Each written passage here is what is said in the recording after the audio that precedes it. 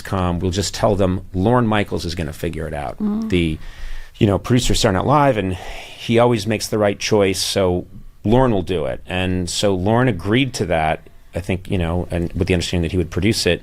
And that bought NBC some time with the affiliates. They're like, whoa, oh, good. Well, then Lorne is figuring it out. It's being handled. It's being handled. And so then... And that's great shorthand to get it it was a very good idea. And NBC has only had good ideas. And then this was an incredible team, a brain trust. And then they...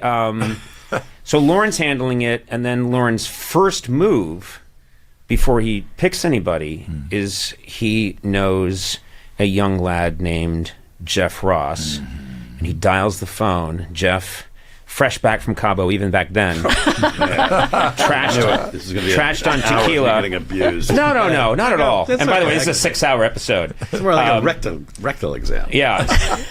It won't be that pleasant. Yeah. Those you get medication for. In Mexico. I love a rectal exam if I get the propofol. So phone rings, and Jeff, you take it from there. I'm leaving. Lorne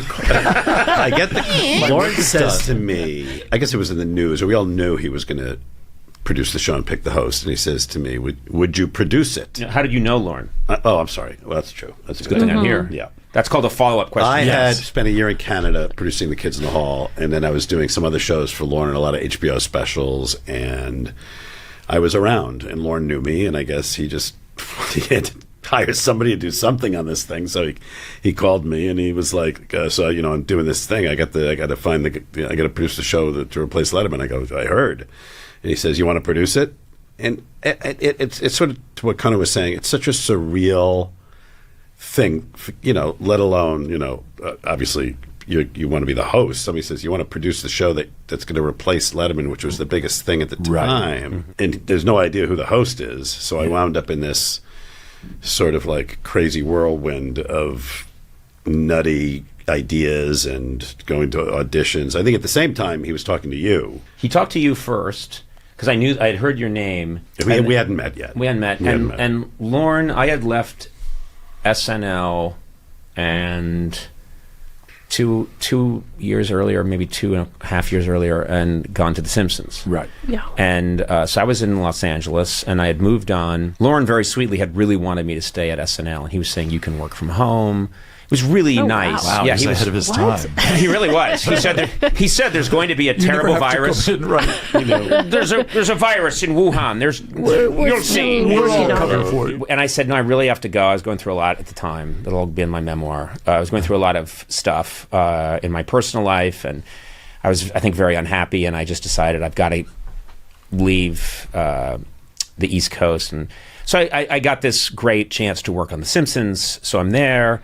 And I really feel like I've put New York in my rearview mirror, and I've put, even though I had an amazing experience at SNL, I thought that's all behind me now. And then it's now 2 years later, and the phone rings, and it's Lorne. And he said that he's setting up the new late night show to replace Letterman. And I'll remember very clearly me saying, whoa, good luck, because there's no replacing Letterman. And I was quite... I feel sorry for whoever gets that job. I really Just did. show a test pattern. And I think Jeff probably felt the same way. We both felt like, he had been, Dave had, recreated the talk show and created this whole new sensibility, and it felt like he had discovered this whole new continent. And how do you follow that? And he had carved out 1235 as this. Yes. I actually thought it wasn't really going to happen. You thought what? I just thought it wasn't going to happen. Oh, What do you really? mean? In other words, either Lorne wasn't going to produce it, or something was going to happen, and I wasn't going to produce it. Right. So it just seemed not real. Were you at the time? Did you hesitate to say yes to producing this show? No, I said yes. You just jumped right in. Yes. Okay. You say yes, but but there were a lot of crazy ideas. But I didn't believe it. Oh, yeah, okay. And and so Lorne at first is talking to me about being the kind of head writer. Right. So Jeff will be the producer who makes it all happen, and then I'll be the head writer, sort of producer. And I remember initially being like, well, I'll talk to you about it. I had a contract at The Simpsons. Right. That technically wasn't breakable, which sounds crazy, but Fox is hard. They don't. I'm not kidding. So I think later on in the story. Yeah, I had signed like a 4-year deal yeah. to be at The Simpsons, and I think I was doing a good job, and they liked having me there. So this is not a place, not The Simpsons, and be specific here. Fox is not a place where you can just say, you know what? Right. I'm out of here. Yeah. And I also kept saying, I don't think anyone can replace Letterman. I mean, I was saying that and thinking that, and actually still believe it. So I see no evidence. No, I'm not kidding. I still think that's the case. But we hadn't met yet. Right. Jeff's just a name, and then I bow out. I say, you know what? I remember having an anxiety attack, a really strong anxiety attack. Right. And thinking, I just can't do this. I actually went and met Lauren, who had an office at the time at the Paramount lot. And I just said, I can't do it. And he was, I think, a little rattled because he, I think, was telling people, I've got this lined up. I've got Jeff, I've got Conan. And he's trying to put pieces together. He's trying to put the pieces together. This is an anxiety attack just on being the head writer of this show. Yes. And you don't know who the host is. And I don't know who the host is. And so I bow out. And so I'm out of the process. And I remember feeling a huge sense of relief. Huge relief. Yeah. Then a couple of weeks go by, and Lauren, I think, had a showcase, and I think Jeff went to the showcase. I was on the East Coast doing another show, and I had to come to LA to do a different show. And Lauren calls me to his office, the same office at Paramount. So I go see him, and he says, "You're still going to produce the show, right? The late night show." And I went, "Yeah, but do you know who the host is?" He says, "Well, can you go to this showcase tonight at the Improv?" And we've talked about this before. Yeah, it was yeah. like, you know, Yeah. it was like 5 comics, all male, I believe. And they all knew that they were auditioning for Lorne. Oh yeah, And oh you- yeah. okay. Lauren was there, Yeah, and so yeah. was so were the guys who ran the network. Don Ohlmeyer was there. Warren Littlefield was there. John Agolio was there. He was like the business affairs guy. And afterwards, what was the restaurant? Those guys are always good laughers. Remember the mustache? Oh yeah, remember the mustache cafe? Biz Affairs. The Mustache Cafe. It was across Yes. from the. I remember the Improv. Mustache Cafe. So afterwards, they're all going. And Yeah. Lauren goes, "Come with us." And I'm thinking, it's crazy. Yeah. And we go over there, and I'm sitting there, and he goes, and everybody's arguing about who they thought was good and who was Right. not good. And Ohlmeyer goes, "Everybody meet in my office tomorrow." And Lauren turns to me and goes, "Can you come to this meeting at Ohlmeyer's office?" And I go, "Sure." And so I go to this office, and this is when the connection started. With Conan. Ohlmeyer's kind of beating up on everybody. Because that's kind of the way he was, you know. Yeah, he was Don Ohlmeyer. Soft You touch. all know him, but he was running NBC when the OJ trial was happening. And Don was very good friends with OJ, and would get very upset when Norm Macdonald would do jokes that basically said, for reasons I don't see the evidence, guilty. but Every single week. basically say that on the day of the verdict, Norm Macdonald said, "Well, it's official. Murder is now legal in the state of California." But Don Ohlmeyer was kind of like, imagine Babe Ruth at around 45 years old, like a big over the top. And I have a lot of affection for Don. I want to make that clear. I really do. And I think he had a lot of really good qualities, and he was very loyal to me in the long run. So there's a lot of things about Don that I have very good feelings about. But he could sometimes intimidating. he could be very intimidating and be kind of, he had a sports mentality because he had come from the world of sports. So it was a lot of like kicking guys in the ass and get out there Come on, and you got to figure it out. get your head in the game, you fuckers. And it was that kind of attitude. So finally, Lauren says, "Well, I think Conan could do it." And he turns to me and says, "Don't you think?" Oh, wow. And that was the first time he'd brought it up. We had not met. And he had never met me. And so I smartly go, "Yeah, I think so." That's how you survive in show business. Exactly. Great And- improv skills. And I'll never forget this. And then Ohlmeyer goes, "Well, can we test him?" And then Lauren turns to me and goes, "Can we test him?" And I go, "Yeah, sure."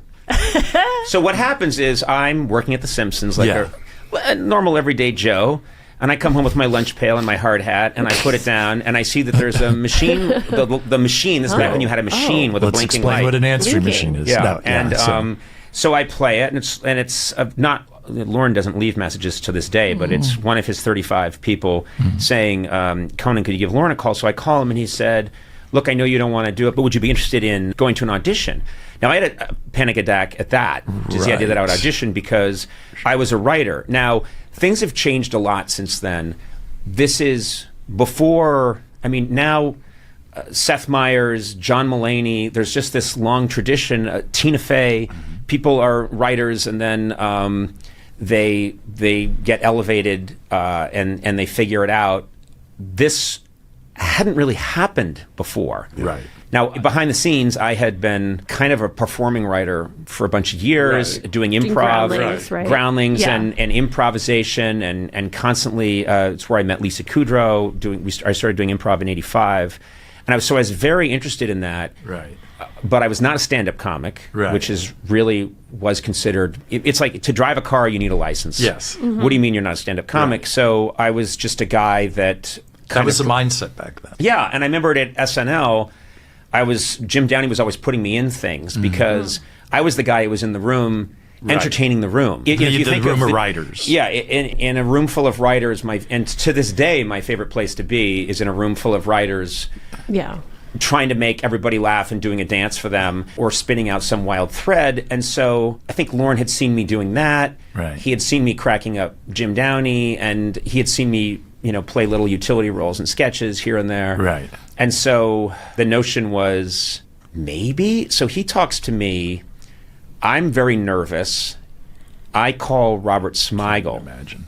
Yeah. Robert Smigel's initial response was, I wouldn't do it if I were you. Oh, wow. Now, listen, listen, I'm going to... That was for your own sake, I'm assuming. No, but Yeah. listen, to be honest, he was echoing everything in my head. Yeah, yeah. And Which it's what is- everyone would say. Yeah, Which he is said, just- I wouldn't do it if I were you. And I said, and what's the reason? And he said, because that is a hard way to get into show business. Like, you're a complete unknown. Right. The knives will be out. He said all the things that ended up, to a large degree, playing out. And he was telling me all that, and I was nodding. I remember this was a apartment on Cochrane. Oh, yeah. Cochrane. Near the Grove. Yeah. No, I'm sorry. Hold that. No, I'm sorry. No, not Cochrane. That was my earlier Johnny apartment. I Cochrane. moved around more than like Ted Bundy. Bundy Drive. Yeah. Bundy once said to me before he was executed, "You moved around a lot." And I'm like, you know what? That's my business. But I was on Weatherly, which is kind of near the Four Seasons Hotel. So I had this little, I was a guy that didn't know how to furnish an apartment. I just wrote and ate out at Chinese food places at night and worked on my Simpson scripts, completely undeveloped male human. And I was in this little breakfast nook, and I remember very clearly the table I was sitting at, talking on this shitty little phone, and Robert saying, I don't think I would do it. And I was kind of agreeing. And in the background, I heard Michelle, his wife, say, who's fantastic. And Michelle, I just heard her in the background go, well, yeah, and I couldn't quite hear her. And I said, what did she say? And I heard Robert talk to her. And then he came back to the phone. He went, well, Michelle says, what do you have to lose? And then I heard in the background, Michelle was like, he should do it. What does he have to lose? He's funny. And I had this little tremor of maybe. Yeah. What do I have to lose? And then Robert went, well, that's a really good point. So I thought, well, what's the worst that could happen if I audition? I'm not going to get it, but I'm interested in this getting out in front of people. So that's when the next thing I know, I'm told by Lorne, okay, we're going to test you. You're to go meet Jeff Ross at the Four Seasons Hotel, which in Beverly Hills, which was like a 5-minute walk from my apartment. So I walk over. I get to the lobby first because Jeff's upstairs, beauty regimen, putting the cucumbers on his eyes. He needed a spa hotel. Yeah, and Guilty as charged. and I'm downstairs, and there's a lobby. They've changed the lobby of the Four Seasons now, but there used to be this kind of business desk that was made of lucite. Right. It was like a clear plastic desk. When I went, and I was sitting at that clear plastic desk, just waiting, and then Jeff comes off the elevator. We've never met. And he walks around the corner, and he goes, and I go, Jeff goes, Conan? And I go, Jeff? And I go, yeah. And then I gesture to the desk and go, what do you think? True. I could be I thought the you went like this. Yeah, I kind of hit the desk and went, what do you think? And Jeff was like, No lucite. and Jeff, pure Jeff was like, I don't know. And I was like, yeah, I know. So then we talked We thought about how crazy it was, honestly. So We the thought how chemistry was crazy it off the charts. Yeah, right away. You know what I love? My first interaction with Jeff was disinterest, Right. and no faith in me, and nothing's changed. He would have been Yeah. looking at his cell phone Not if true. he'd had one. There was no cell phone. No, Jeff Yeah. used to carry You a had to rotary suck phone. you right Jeff had a rotary phone in his jacket. cord. It's something- Long cord. And it was always getting tangled at things. He was like, hold on, I got to check my messages. Can you unroll me? So it's just another example of how surreal the whole thing was. It was- Right.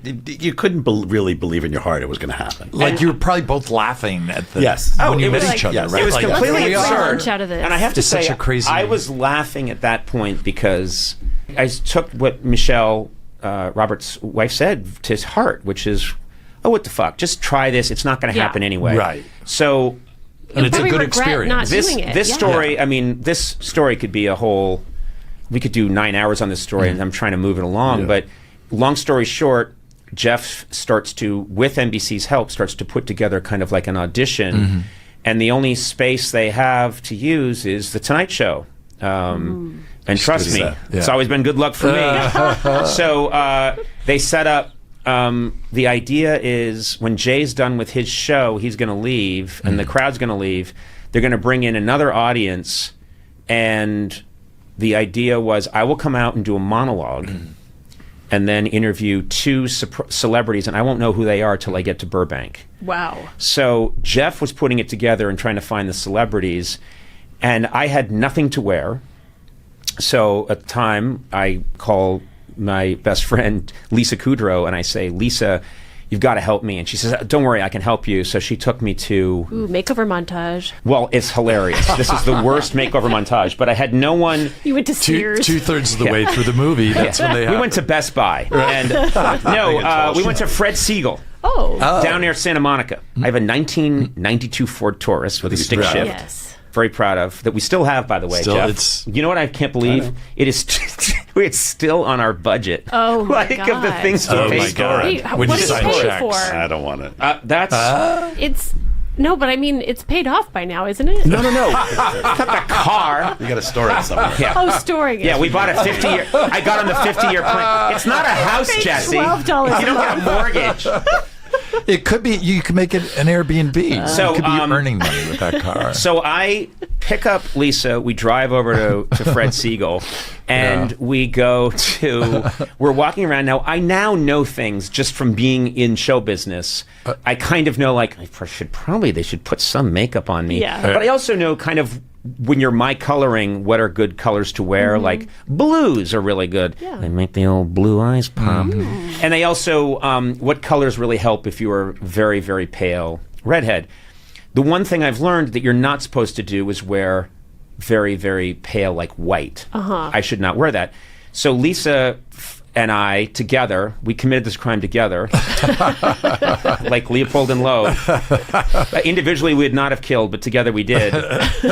We pick out a white linen jacket. A white linen jacket, like a white shirt, I think, and I throw it in the back of my Ford Taurus, which, by the way, I later found out has radiator fluid in the back, green radiator fluid, which got on some part of the jacket, but that I hid. I love that Ford Taurus was the car you drove to do this. So then Jeff sets this thing up, and we're kind of talking back and forth. Yeah. Then I drive. It's set up for this time. I drive to Burbank. I get there, and when I get there, you guys had worked it out. You had found Mimi Rogers Jason Alexander. and Jason Alexander. Right. As Great. guests. As guests. Yeah. And Jason Alexander, of course, doing Seinfeld. Seinfeld. Yeah.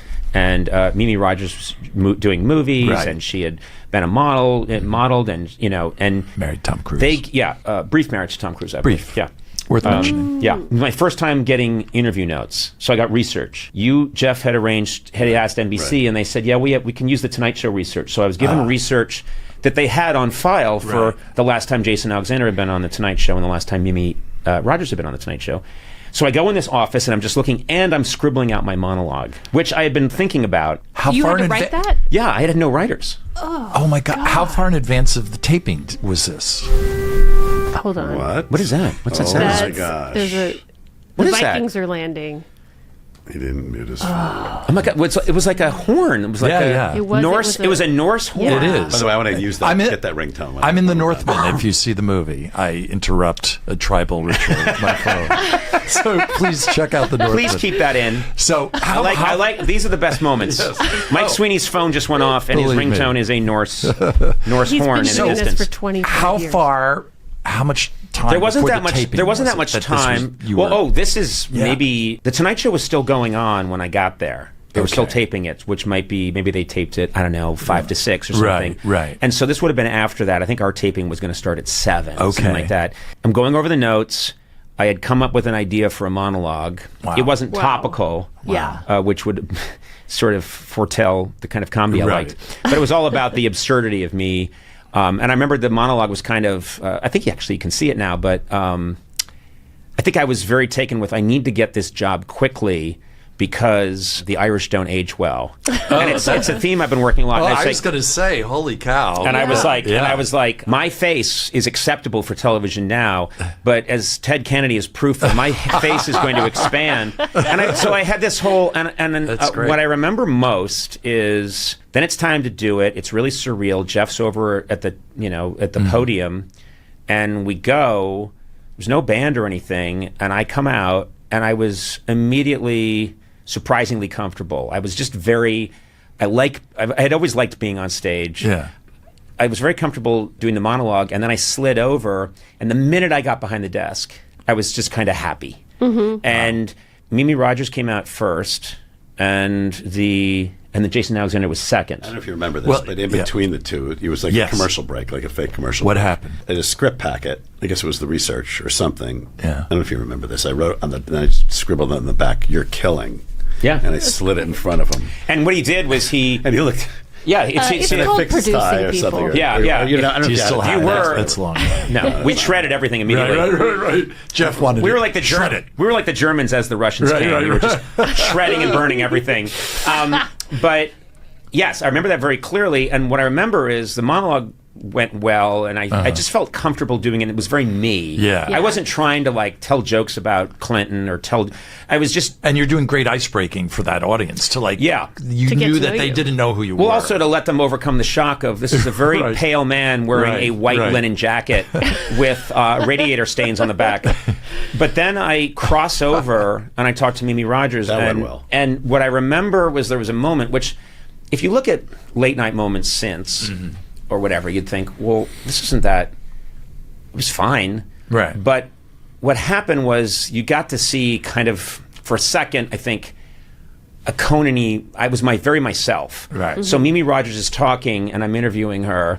My posture's terrible. My hair's all droopy. I'm wearing this awful jacket. I'm listening to her, and then she said, yeah, you know, I model, and she said, and a lot of people say modeling's easy, but it's a tough job. And I was being polite and agreeing, going, yeah. No, I can see. And then I just stopped myself, and I go, wait a minute. No, I'm sorry. A tough job is like turning a big crank. Right. And I mimed turning a big crank. That's a tough job, turning a big crank.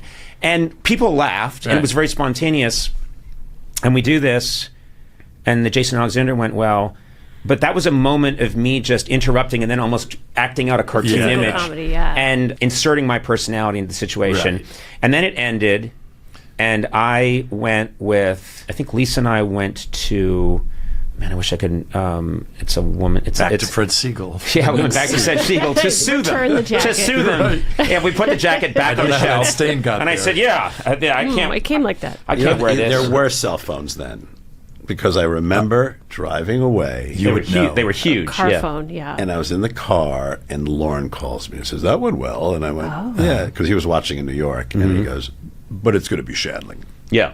Oh, right. Oh. So right away, now this is which I kind of knew No. Yeah. So that they were talking. So I had done this thing, and this thing, I have to say, the audition made me really want to do it because I Yeah. thought Yeah.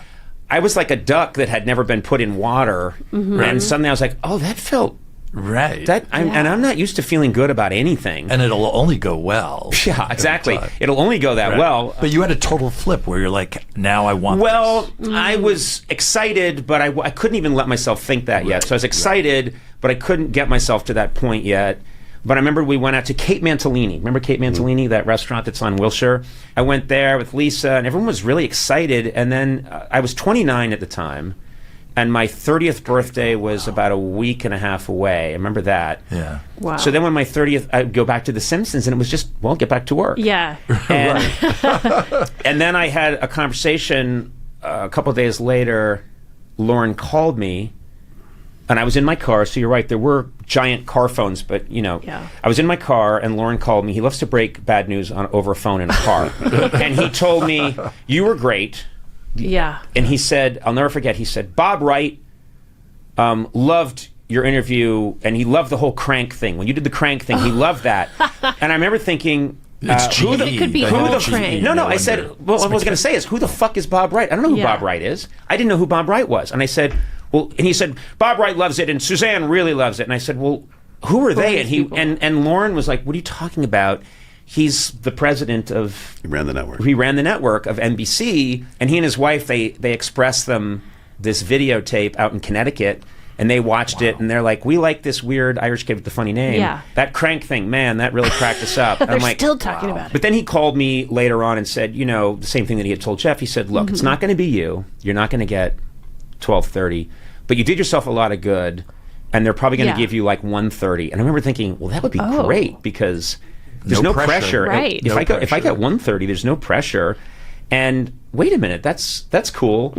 And I'll never Then forget. you started wanting that. Yeah. I still want 1:30. I'd take that now. No one will give it to you. But I hung up the phone, and I was with Lisa, and Lisa's like, well, that's, so you're not going to get 12:30. And I said, I don't think the Shenling's going to happen. And she said, well, Lauren just told you it's going to happen. And I said, I don't know why, but I just said, it doesn't make sense to me. Gary is a peer of Dave's.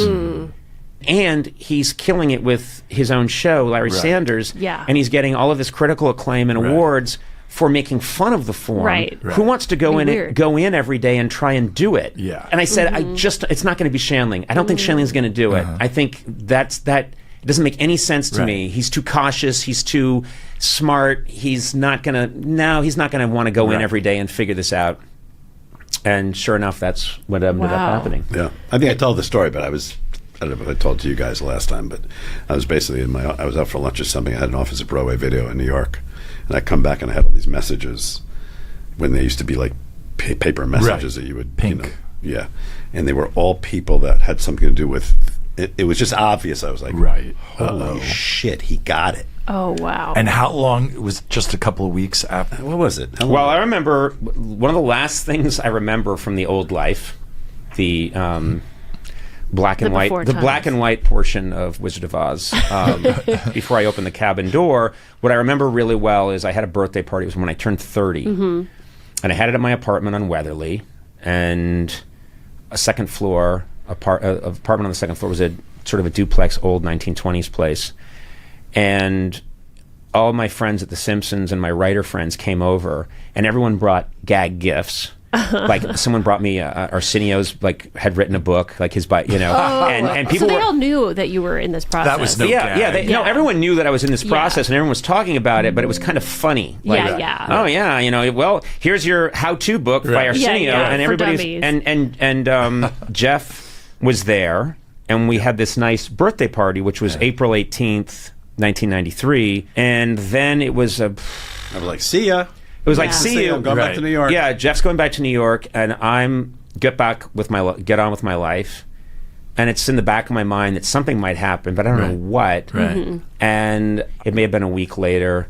I'm in a record at The Simpsons. It was in the basement in the building on the Fox lot.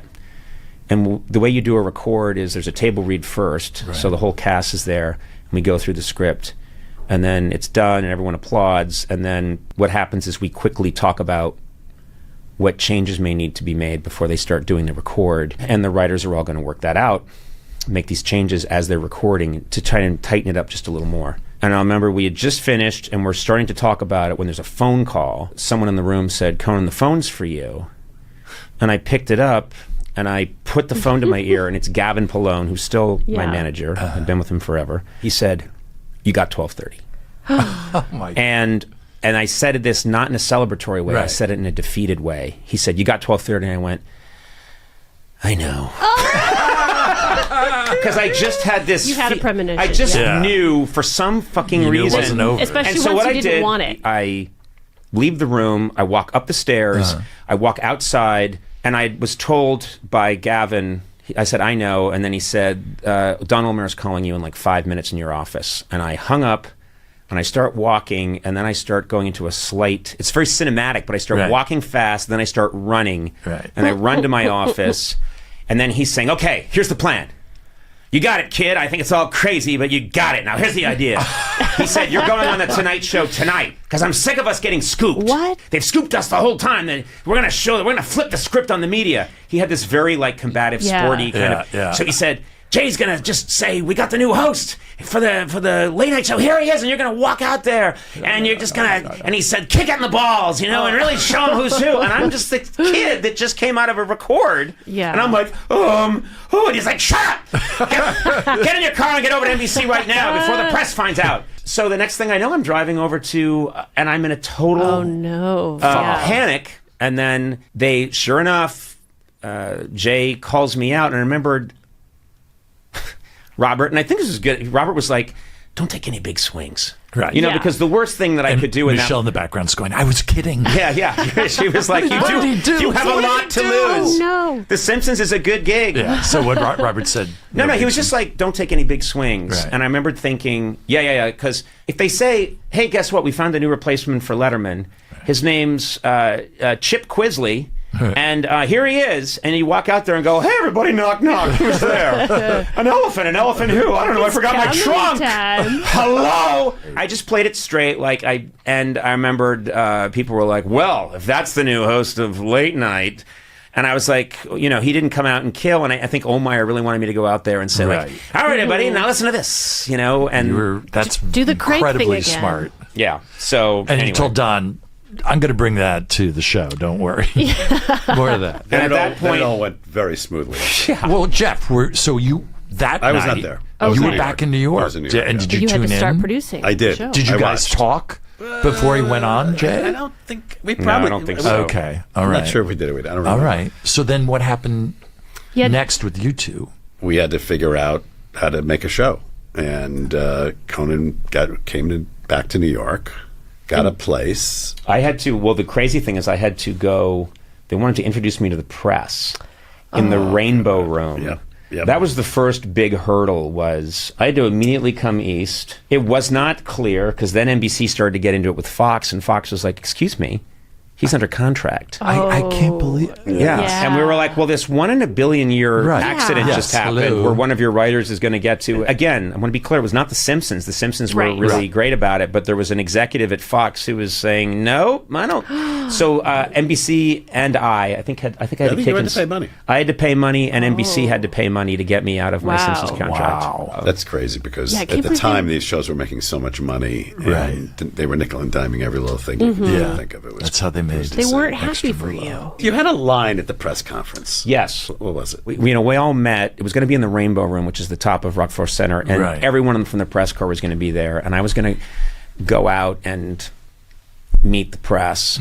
And we all met at Lauren's apartment, and the NBC people were there. And then we walked through the park. It is now early May. And we're walking through the park, and I'm seeing Rockford Center get closer and closer and closer. And I know that I have to go to the top of this tower and then meet the nastiest press in the history Also of media. This is cinematic as well. Yeah, and so we're walking there, and then as we are getting to 30 Rock, trying to keep it light and trying to stay loose, a reporter comes up to me and he says, I forget if he said he was from the Post or Newsweek, but he said, hey, Conan, my job is, I was at Letterman had a press conference for his new CBS show at Radio City like the week before, and of course being, he killed, destroyed. Right. He said, I was at Letterman's press conference last week, and I know how many laughs he got, and my job is to count how many laughs you get and see how you stack up. And he told me that as we were going through on the north side, That should be illegal. right in between Radio City and Rockford Center. We were going in right there, and he was like, "My job's to count how many laughs." So it was literally like, "Good luck, Spartacus," in the ring. So I go up there. Lauren talks briefly, and there's a shot. I mean, Vanity Fair covered it at the time, and there's a great, the iconic photographer. Annie Lewis took a shot of me, a reverse shot. I'm in the front, and it's the entire press corps and explosion of photographs. Oh, wow. And as I said, I'm a week and a half earlier. I was in the room at The Simpsons. Right. Yeah. It's still not real. No, but I remember that the thing that saved my ass was I get up to the microphone, Oh, I know now. I remember. and Stuttering John from the Howard Stern show is there, and he's wearing a terrible fake mustache and fake glasses and like a wig. And so he goes like, Conan, who did you have to sleep with to get this job? And I just said, no one I wasn't sleeping with before. Next question. And everybody laughed. And then I was like, hey, that's Stuttering John. John, take off the wig. Because his job was to fuck with me. Yeah. Yeah. And I was loving it. Anytime he'd say something, I'd be like, I would have fun with it. And then I was like, John, come on, take off the... And it ended up... Wasn't there somebody said to you something about being a relative unknown? No, you're a... What- Conan, how do you feel? aren't you a relative unknown? I said, sir, I am a complete unknown. And then people were like, great. oh, great. he's... That's And I what I was remember, thinking of. Yeah. foolishly, the press conference went really well. And the take was, well, he's funny, and it could work. That's And all you wanted. He got 3 laughs. he got 3 laughs, Right. yeah. I'm dying to hear that But- the count. I want to dig up that art. But you did a thing, I'm sorry, with John, that you've done every time since, I think, where you have an event is like if you can find one person Yes. To play as a it. through line and to play off of, and you've always been great at I always try and find who's going to be figuring my that person foil. out. Right. Yeah. And then use them as the through line. And Stuttering John was there, and he was my foil. And to make things even crazier, that event's over. And the first thing I hear is Bob Wright of We Love the Crank. Bob Wright's Bob Wright's having a 50th birthday party in Connecticut, and they want you to go up and be one of the people who God. doesn't stop. no, one of the people who speaks, and it's in 3 days. And I said, okay. So I come up with an idea for what I could do, and I worked on it with Robert. I get in a town car with Lorne, because he's coming too, and we drive out to this nice part of Connecticut, and we walk into this very fancy country club where there's a big party, and I recognize all these famous people. Yeah. You know, there's all these people from the Today Show, and all these people from all the different NBC shows are there to salute Bob Wright on his 50th. And my job is to get up and speak.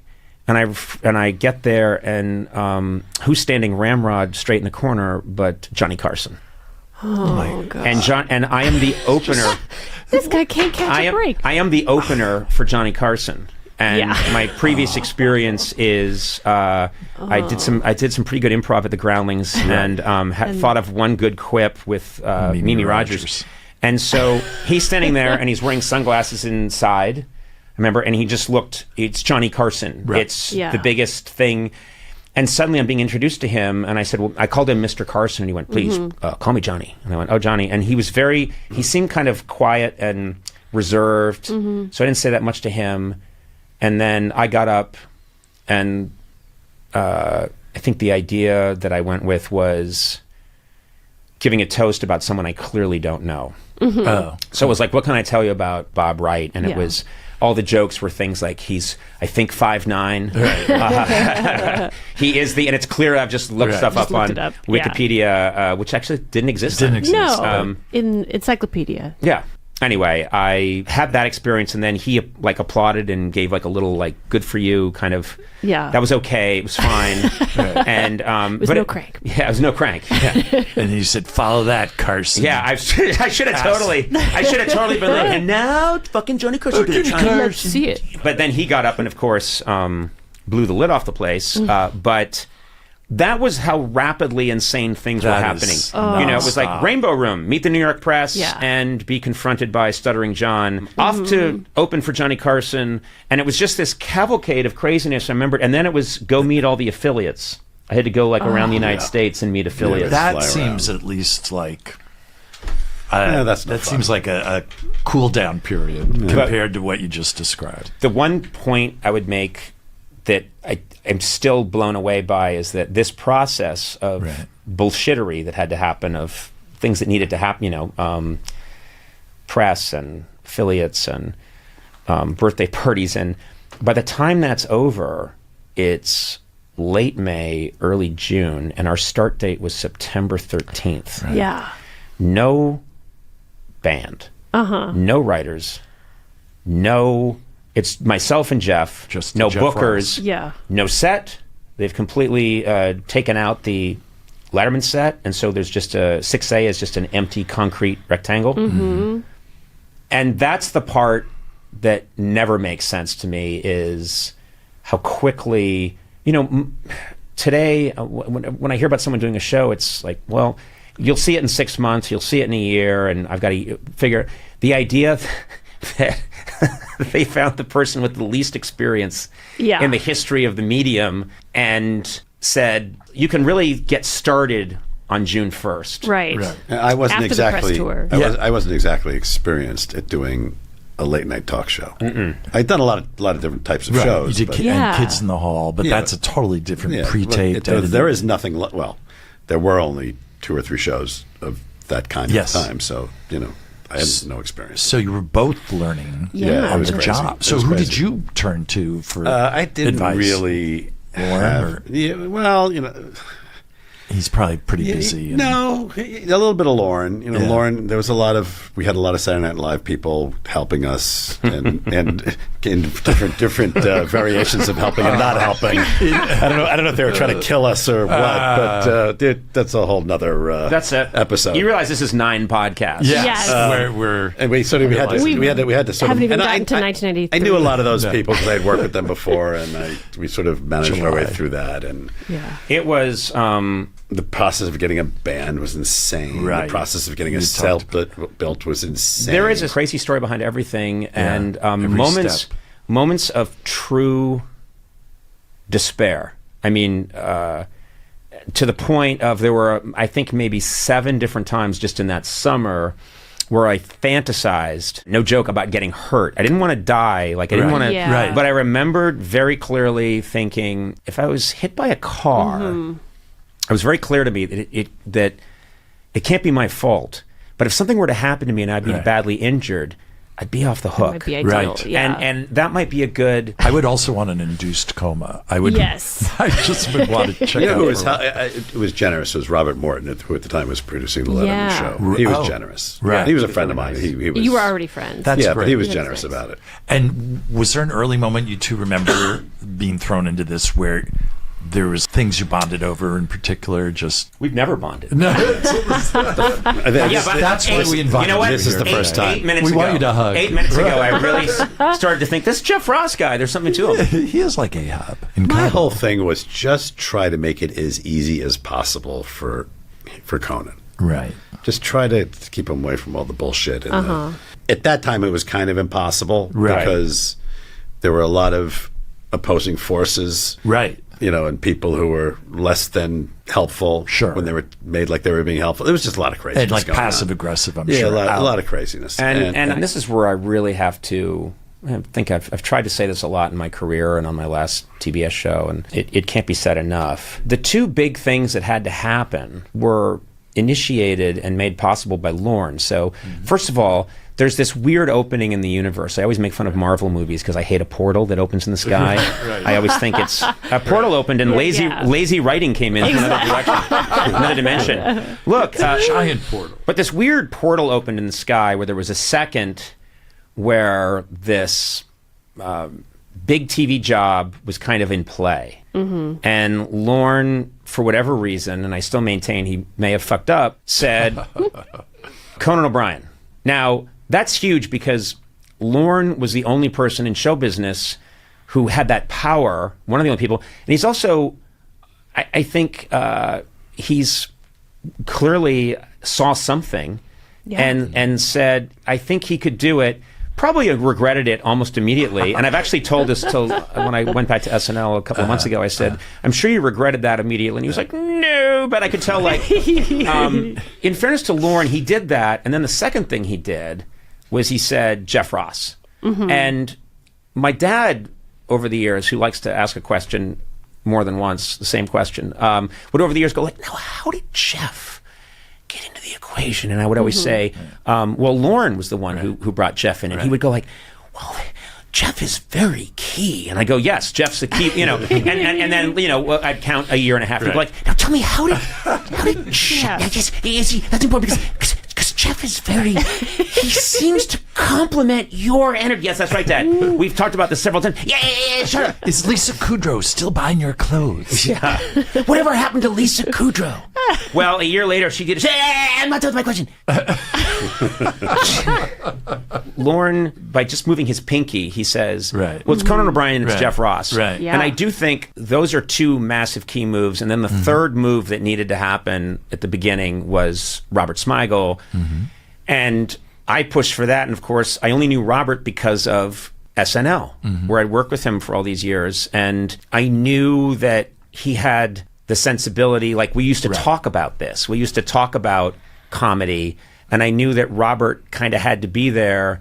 And Lorne, I think was reluctant to lose Robert from SNL, and that was a whole story. But when you think about it, the three main players that needed to happen for everything else to happen really come through Lorne and SNL, and they happen fairly quickly, and then the rest is, I always think it's one of those movies, like you start with Robin Hood and he's walking through the forest, and then he starts fighting with someone on a stream, and it's Friar Tuck, you're with me, and then you pick up people as you go. I think of it as Jeff and I pretty much start the journey out together, and Robert's there almost immediately. Then it's the three of us, and then it's this whole odyssey of merry men. Literally Jeff Garland saying, "Hey, check out this guy Andy Richter," and we do, and I have lunch with him, meet him at a deli, as I've said many times, and he came in, and I immediately, a lot of it's instinctual, but immediately I was like, this guy needs to be part of this adventure. Yeah. Because he's fantastic. You were like Lorne all of a sudden. You were just like, this guy. Those initial elements are the fascinating part.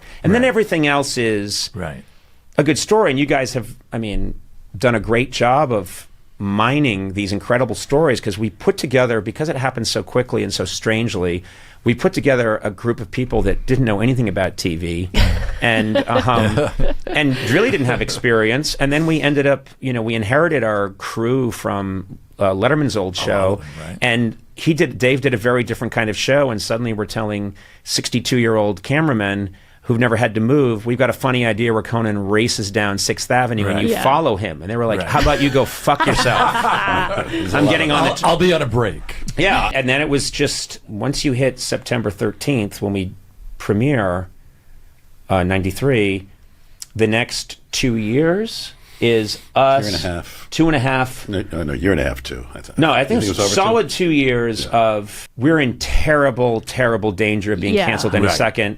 We were canceled at one point, but also justified fear, because we were. You've said it was week to week for a while, and then it was almost day to day. All we did was, this was the way I felt, is I had visors on. I was like one of those horses. Right. You know what I mean? You still are very You're still very horse-like, Jeff. Thank you very much. I appreciate that. We give Jeff a sugar cube after every anecdote. He gets a sugar bag. I could use one now if this goes much longer. Oh my God. Jeff, we haven't even gotten to your side. But you know what I'm saying? We're going to go back and retell the whole story through. No, but you realize that this is. You just have to put your head down and not pay attention to a lot of things. Just go forward. I don't know what you guys were expecting for length of this podcast, but it is absurd that I think it's just.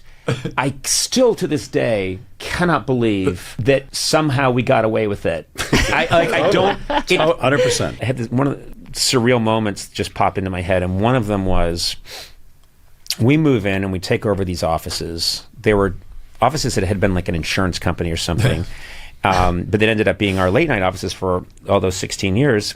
And we move in, and there's nobody yet. Literally, there's myself and Jeff. We had offices on the opposite. Remember the opposite corners? Yeah. Jeff, and there was nobody else there. Jeff took the literally 100 feet apart. We had two corners, at least 100 feet apart. But Jeff had the offices that looked at the sign for Radio City on the north side, and I had the south side. I was down like where the writers are, and Jeff was up where it's all the adults who make the show really work are up on that side, and I was with the idiots. But at the time, there's no one's there yet. People are we're in the process of hiring people.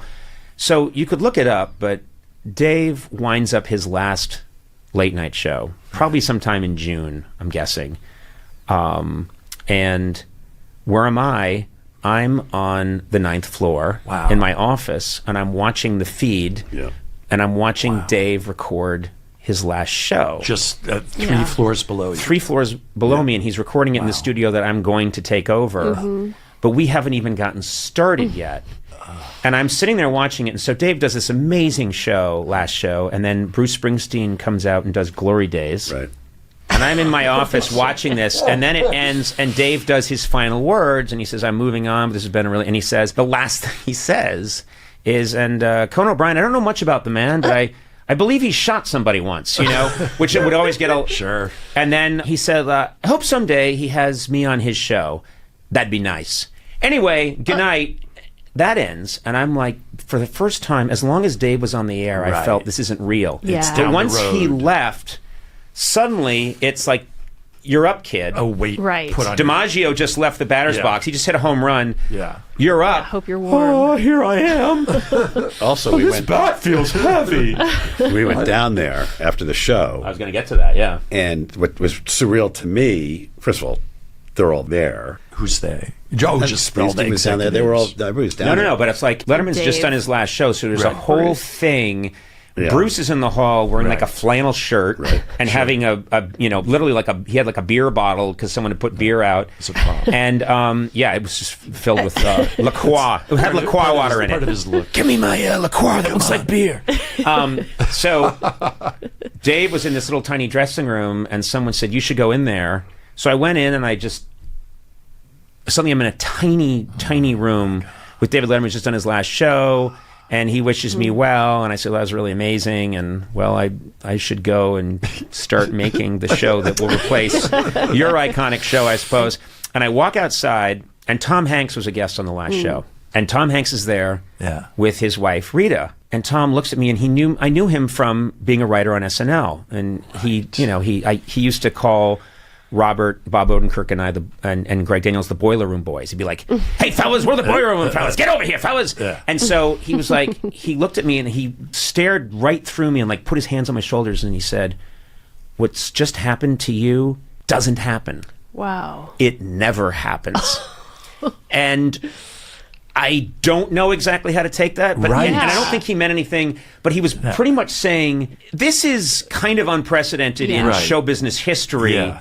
Okay, I'm going to go now. Good luck with that. No. Don't fuck this up. Yeah. I also remember being in that Wow. hallway, and immediately they were ripping the set out. Oh my God. And I was just watching them rip the that's set out. And thinking- shitting on the floor. pretty much, and just going, and our set experience had a little to be desired, with that first set, and we're going through all that. I'm watching the set being ripped out, and I'm just like, oh my god, Oh, that's real. we just got to figure it out. So it was empty by probably the next 2 days later. It was an empty Yeah. space. There's a thing. I think that night. Thing you hear about a lot. Work that, breaks. That back before there were rules and laws about childcare.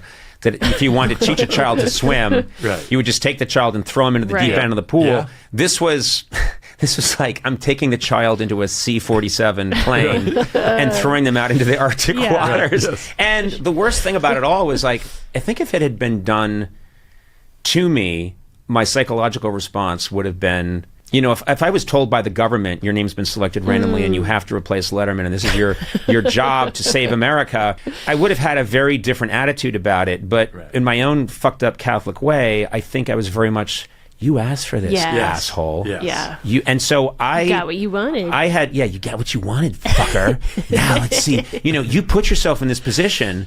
You said yes because someone just had to host a talk show. And the voice in my head is far more punitive than anything anyone can ever say to me. And so I just beat the shit out of myself all Yeah. the time. And I now think that when I look at the audition or the times I've seen it since, I was more relaxed in the audition than I was on television because Yeah, that makes sense. psychologically, Well, I'm being asked to try out. Well, I'll do my part. Yeah. Well, I'm not Nothing to lose. Nothing Yeah. to lose. I took it very seriously. Yes. It just took me a while for the volume. It was literally the volume and the amount of work we were doing and the volume of shows. And it's getting Malcolm Gladwell's 10,000 hours right. Yeah. the hard way in front of everybody. In front of it. In That's front the of everybody. And craziest so part of it to you me. could probably some program could probably take one image, 3 images a show from every show the Right. first 2 years and speed them up. And you would literally see somebody, my skeletal structure would change Right. from yeah. the sheer, I wanted it to work. I was not going to not work. Right. I was Yeah. remember thinking it was, this is going to work because it has to work because being a joke trivia question is not an option. Right. Yeah. But to me, just learning to do that on the job, because you mentioned like Tina Fey and Seth, like yes, they were writer background, but Yep. then they had all this performance Yep. experience, kind Yep. of Yeah. under the radar. At Second City. Yeah. Almost Yep. everyone in television Right. started. Letterman was a weatherman, and even Right. that. Yeah, Just that little practice. just and you- be in front of a camera. To having Right. that experience. To be fair, It's I just used crazy. I used to go to department stores a lot that were selling televisions, and they used to have a video camera, and I would do the thing where I swear to God, I had spent a lot of time. Impressed. Yeah, I had I really take it back. really gotten my chops. Floor 5. Yeah, it is a very improbable story, and And that's where it ended for you two. And that's why. No. no, but That's you know a that's so series funny. finale. That It's amazing. What's crazy to me is that's the beginning. Yeah. And we've told you 1/20th of the good stuff because there's so much insanity that happened, and we're saving that for the book. But that's just the beginning. Yeah. And you could believe, and then finally the ship righted itself and went off to have a pleasant career. We haven't gotten to the Tonight Show. Yeah. Right. That is in every way as insane and unprecedented and crazy and counterintuitive as the beginning. Yes. And that happens 16 years later. Yes. Yeah. Isn't that crazy? What's fascinating is we tell this part of the story, and then I was about to say, well, and then we went up those elevators in the coolest building that you could do television in the world for the next 16 30 years. Rock. Yeah. It's crazy. Yeah. Yeah. The volume of stuff and the variety of things that we tried. Yep. I can't even. I see it now and I have no connection to it. Yeah. So, I mean, we used to do a piece where we would do a whole soap opera in front of the audience and with famous people. John Lithgow did it once. John Lithgow did it, and Sheen. Martin Sheen did it, and we would have people in the audience wear a green sock, A green screen. over their head, so that we could drop them Right. in and put their heads on the bodies of actors who were actors. there, so that an audience member who just showed up. Yeah. And Paula's looking at me horrified. Yeah, Paula Davis is here. one of the It was first hires. Stay in your seat. That's one of the theater. early hires. it was called Paula Davis, one of the first people we hired to be our Yeah, booker, and that's she's right. sitting here and. Paula, you don't even remember this. You booked it. You booked. She didn't know you hosted. Yeah, I'm Conan, by the way.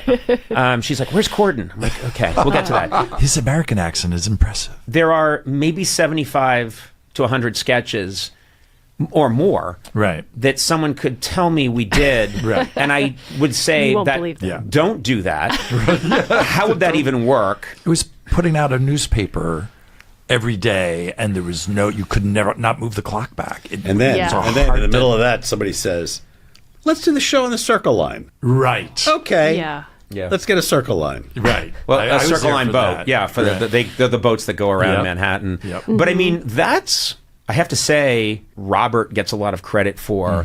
Robert has large eyes.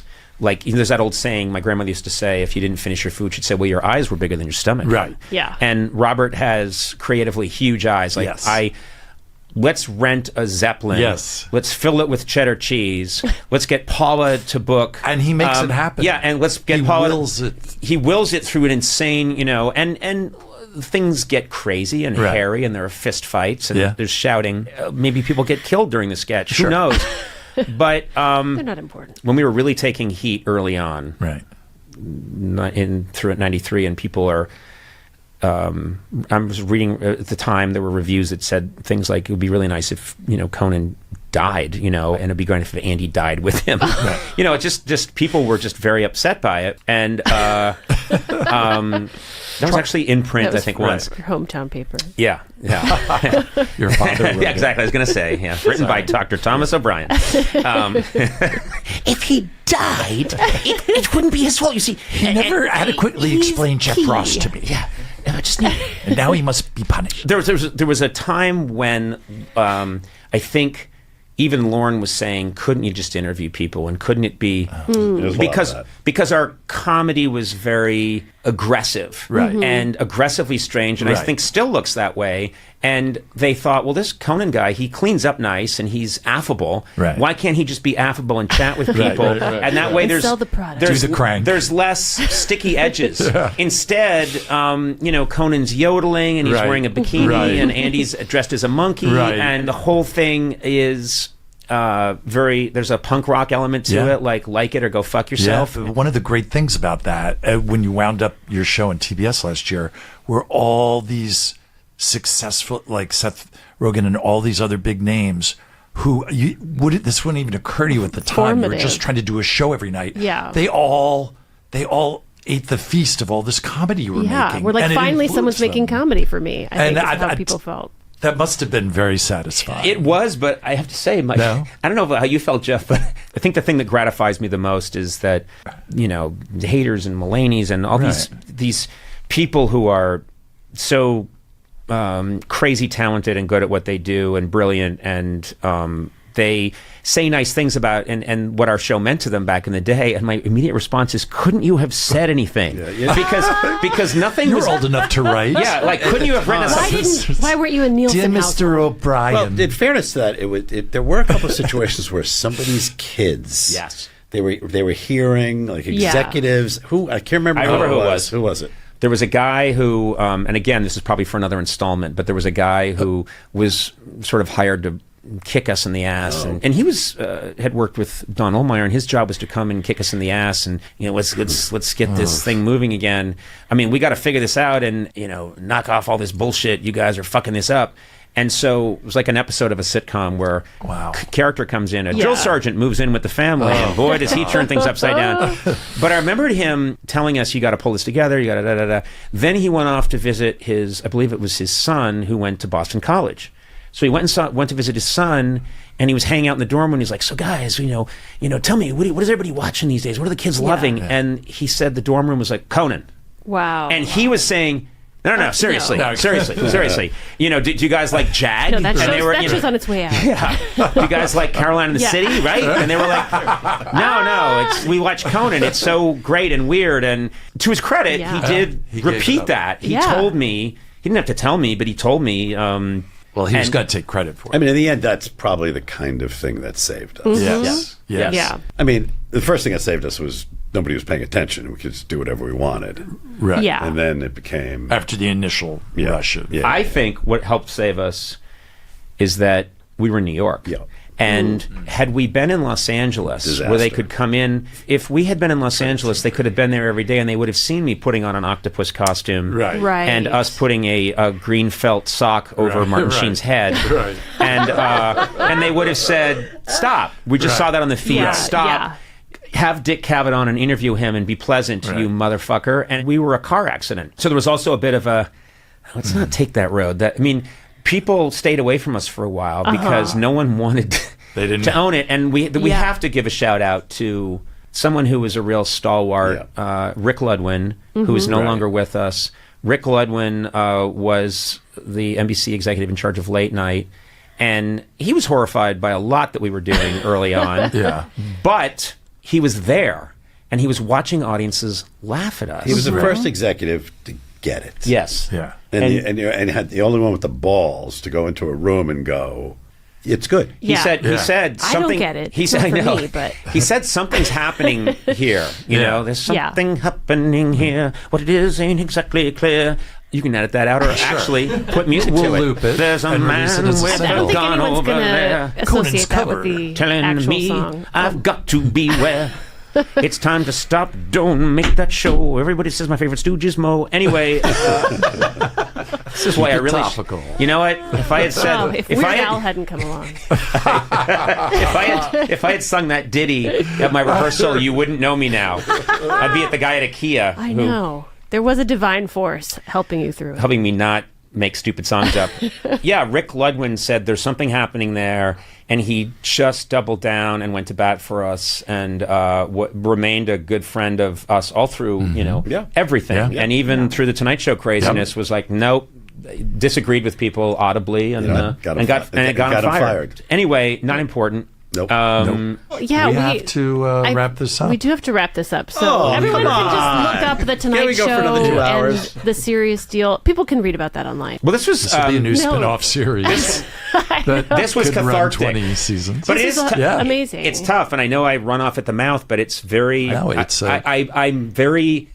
I don't talk about this stuff a lot, and so when it comes up Yeah. in this forum, you realize it's like PTSD. Right. You start talking, and it's hard to stop. No, it felt very visceral. Like you were there and you were remembering the lucite table, and it was nice seeing all It's those also details. easier to talk to you guys about it because Right. you know what it is. Right. Yeah. But also, the process of talking about it, it's almost like to reaffirm that it really happened. 'Cause Yeah, it was so, yeah. it's Well, so that's why I crazy. will say I'm grateful to you guys for doing this podcast, because as much as I have trouble listening to To our voices. to our podcast. well, Just I like the Off-putting. abstract sense that you exist It's- and are doing And this sharing it with once a me. week.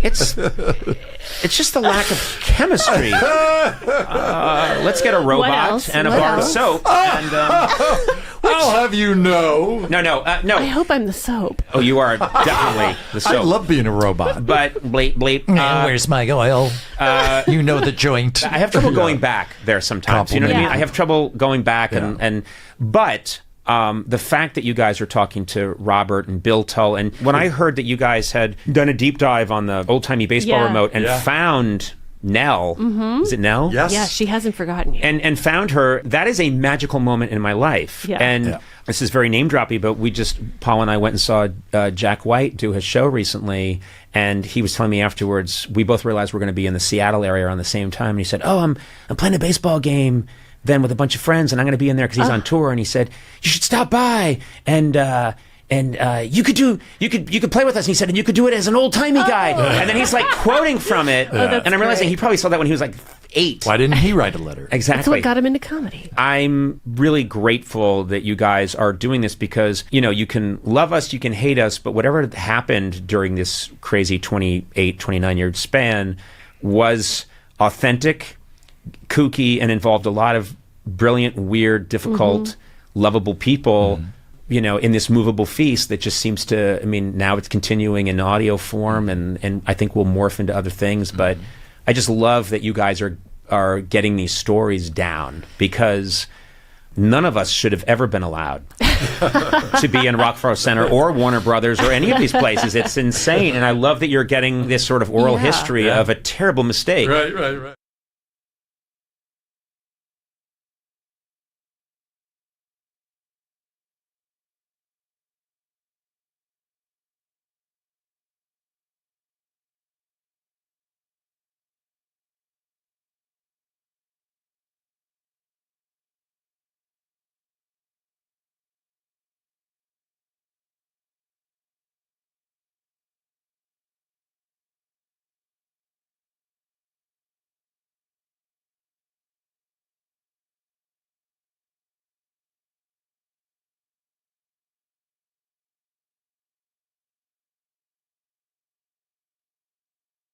And I was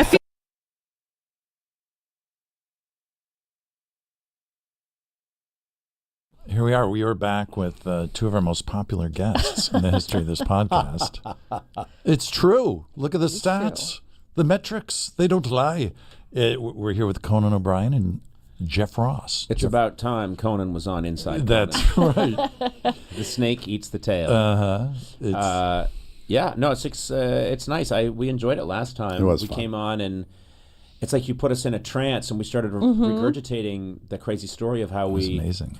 how I went from being a Simpsons writer to being the replacement for David Letterman, which was one of the crazier stories I will still maintain in the history of show business. Yeah. And I got to tag along. Yeah. You were You part were of the it. radioactive spider that bit him. Exactly. That's right. Jeff's behind all Well, of it. no, wait. Lauren's the radioactive spider. Yes. Yeah. And then Jeff is Aunt May. That works. It all goes down to this. It's all in the Spider-Verse. Look into it. You had just gotten the offer to host Yeah. and take over for Letterman, and you said yes. You took over the 9th floor. It was a totally empty office. It was you at one corner, Jeff Ross at the other corner, and you happened to be there when Letterman taped his last show down on the 6th floor. Yep. And so you went down, and it was a powerhouse last show. Springsteen was on it, Tom Hanks, and you went down, I think, and Robert Smigel and Bob Odenkirk, you three went down to hang out. Well, Smigel was down there already. He was down there, and he called me. Yeah. Robert was down there, and he's a huge Springsteen fan, and of course Letterman fan. He went down, and he called me in my office. And this is before. I didn't have a cell phone. I don't think he just called me in my office where I was sitting there alone, watching the last show, and it ended, and then he called me and said, "You really should come down. Dave would like to see you," which I thought I would not. I don't think I would have gone down on my own, but he said no, he would really like to see you, so I went down. I could see you not going down on your own. Yeah. No, it's not quite my speed. I worry. You don't want to that they- linger out there in the Right, foyer. right. Yeah. Yeah. And but anyway, so I think we covered all that. I think I Yes. went down there and Well, the way you ended it, the way we ended last time, basically, was Tom Hanks, who was on the show, came up to you, and you said he put his hand on your shoulder and looked right at you and said, "I wrote it down. This is sorry. What just happened to you doesn't happen. It never happens." yeah, he did say that. And then Jeff was saying He didn't stammer as much as you. Because he was sober. I don't have my glasses on. I couldn't read I it. love that. Well, let me read back to you exactly what it said. Habada habada habada, adubada dabada dibada, shabada dabada do. Well, that's a good I'm quote, sorry, I too. don't have my monocle in. And then Jeff said they immediately started tearing down. The Letterman. Yes, they started Oh. tearing it down, and that's where we left last time. And you were like, yeah. And I think that's there was a moment of walking around this empty studio. It might have been the next day. But Yeah. everything was ripped out and it was just completely empty. It was- And we were just like, this is too weird. Studio 6A was completely ripped out, and I maintain we had. And if you think about it now, it seems insane to me that I'm completely green. I've never hosted a late night show. I've never hosted anything, and Jeff's never produced this kind of show before, and we're taking over for Letterman. Everyone's upset because of the way Letterman left. They felt like he was denied his rightful position as the Tonight Show host. So people were upset about that. to succeed Johnny Carson. Yeah, to succeed Johnny Carson. Instead, that went to that other guy. Somebody. And then, forget.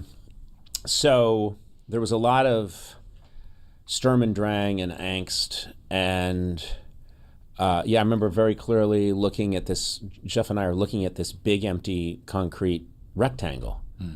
And it's May. You could look up the date, or I think it's May. It may even be late May. I don't know. Probably late May. Sweeps. So it Sweeps. would be late May back then. And then, Sweeps. Sweeps mattered. so if you think about it, we had a premiere date set because the affiliates needed that, which was September 13th. So we don't have. If you think about it, May is almost gone. So we've got June, July, August, and then we have 3 months, and then test shows have to start. Wow. And to this day, I think that's just not enough time. It's and I didn't have wanted Robert Smigel to be the head writer, but he wasn't signed up yet, and it was a question of whether or not that deal would even happen. We didn't know what the set was going to be. We didn't have a band, no writers, no sidekick, nothing. And I think, I just did this interview in New York with Paul McCartney where he was showing photographs of, the Beatles in 63, 64 when they're coming to do the Ed Sullivan Show. And the point I was trying to make to him was that we all look at these photos differently. We look at them as, here the Beatles are, and everybody knows it's going to work out. Mm-hmm. So we are watching it with that bias. But, and anyone now, when I talk to young people and I say, well, I didn't think I was going to make it, they think, well, of course you were going to make it. But it's 30 years later, and they're going by the bias of, all I see is your shit bouncing around different places, and you're just... So they might I can't turn it off this- my camera yeah. and TV. This tired old shoe that's been around forever. What do you mean you didn't think you'd become a shoe? They think And- you're trying to be modest. Yeah, and if it seemed like it was a miracle that we would ever get this together in such a short amount of time. Didn't you think so? We had nothing. It was like two of us, maybe one or two other people in this cavernous office with nobody. Empty. Empty. Yeah. And Did you take turns getting each other their lunch? Or? Probably. we did. Yeah. It's your turn. I mean, we really didn't have any idea what we were doing. Right. It's terrifying. It's terrifying. It was terrifying. And I would go routinely from a memory. I didn't have much time, there's no time. And so there was this order of things that had to happen, which is got to get the head writer first. And I knew it had to be Robert Smigel, because Robert and I were very, we had worked together on Saturday Night Live. We had done this pilot, Look Well with Adam West, and we could kind of finish each other's sentences comedically. And I knew we both had this very crystal clear idea of what the show needed to be and how it needed to be silly, and it had to be post Letterman, meaning not ironic, all this kind of stuff. And but we had to, there was so much that we had to do, and I remember it was a while getting Robert's. It took a little longer than we wanted to. To get Robert's deal made. Yeah. September And then 12th. no other writers were getting hired at that point. Right, and so we couldn't hire writers till we got Robert on board, and I remembered it's just the bureaucracy of deal making and Yeah. back and forth, and it didn't happen quickly. And then I remembered at one point a guy that worked at NBC saying, well, let's just move on from Robert. And I thought, meaning this deal was taking a while, so who else will you bring in? And I said, there isn't anyone else. Do you know what I Yeah. mean? It's just felt like there isn't another, it's got to be Robert. And man, Well, and it did have to be. it did. No, Yeah. but it. I was having heart attacks all the time. So did you when you said yes to, hey, I'm going to take this over, and now you're I didn't say no. That's a misstatement. Okay. Because to be clear, there was no like, would you like to do it? I auditioned. Right. I auditioned for Right. it. Which means Didn't think you'd I like would. it. Didn't, and then wasn't sure until I did the audition and thought, God damn, that felt right. Right. That felt Right, really right. good. And Jeff was there, and Jeff, was running it kind of, and Jeff came up after the, monologue and was like, oh, this is, okay. Suddenly Jeff was looking at me differently. Like, he's No, not. I don't know if we spoke about it last time, but I remember between the two guests, I forget who went first, I wrote we had a script, and on the back of the script I wrote, "You're killing," and just Right. slid it in front of him. Right. I thought it said, my glasses weren't on. I thought it said, you will be killed. You don't even need glasses. then. No, I didn't need glasses then. Jeff's a And great you got motivator. excited, Cody. Right. But I was, so what happens is they don't call and bring you into a room and go, Right. so would you like to do this or Right. not? What happens is I got a call that said, you've got it. Yeah. You're doing it. You're going to go on the Tonight Show tonight and be announced. So there was no, Right. and then There's there no was offer. Yeah. it just happened, and then it's and look, I'm not complaining because I definitely asked for it, but once it happens, it's so overwhelming, and yeah, we didn't have. I just remembered thinking, this is no time at all. Right. Anyway, I think a big turning point was Robert's deal got made. Then we could start looking at packets. Everyone was sending packets in. And we were looking at them. I think the first person hired was Dino Stamatopoulos, was the first writer. And I remember being elated because Dino, we liked his packet. He had never worked on anything. He came in, and I remembered exactly which office he had. He had the office right next to mine. And he went in and he sat at his desk and started writing down ideas. And I thought, we have a writer. I mean, that was that. and he knows how to write. And he's writing something with a pen. we're we're on our way. Yeah. I was so grabbing at any good news. I was busy running around making believe I Getting knew what I lunch. was doing. yeah. No, but I the did a other lot of making believe. well, there's one thing we needed we needed a band and a set. So I think Robert and I were really focused on getting these writers, and you were, saying, okay, because Lorne Michaels is the executive producer, we got to get this set together, and Lorne Michaels had a designer named Eugene Lee, Eugene Lee, and who Lorne recently passed away. who recently passed away. Eugene Lee, And Eugene and all his, he came with Keith and Leo. It was a whole. there are all these group of people that were, From SNL. There were a lot of These we had a SNL lot of veterans. SNL people at the time helping us. and I remember, and obviously, Which could cut helping both us. ways. No, but what I'm saying is they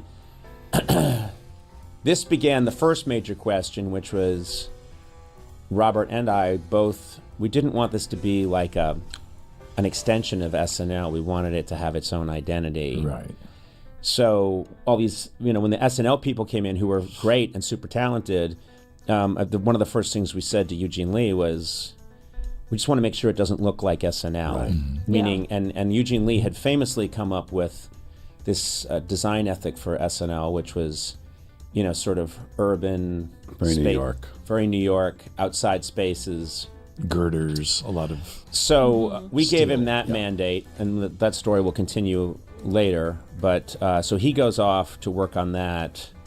And I remember for some reason, I think someone had given me, I have very clear memories of certain things. Someone had given me kind of like a metal briefcase that looked like it was made of like aluminum. It wasn't that expensive, but I had gotten it for Christmas like the year before from one of my brothers or one of my sisters had given me this metal briefcase. It looked like kind of like the kind a drug dealer would use in an 80s movie.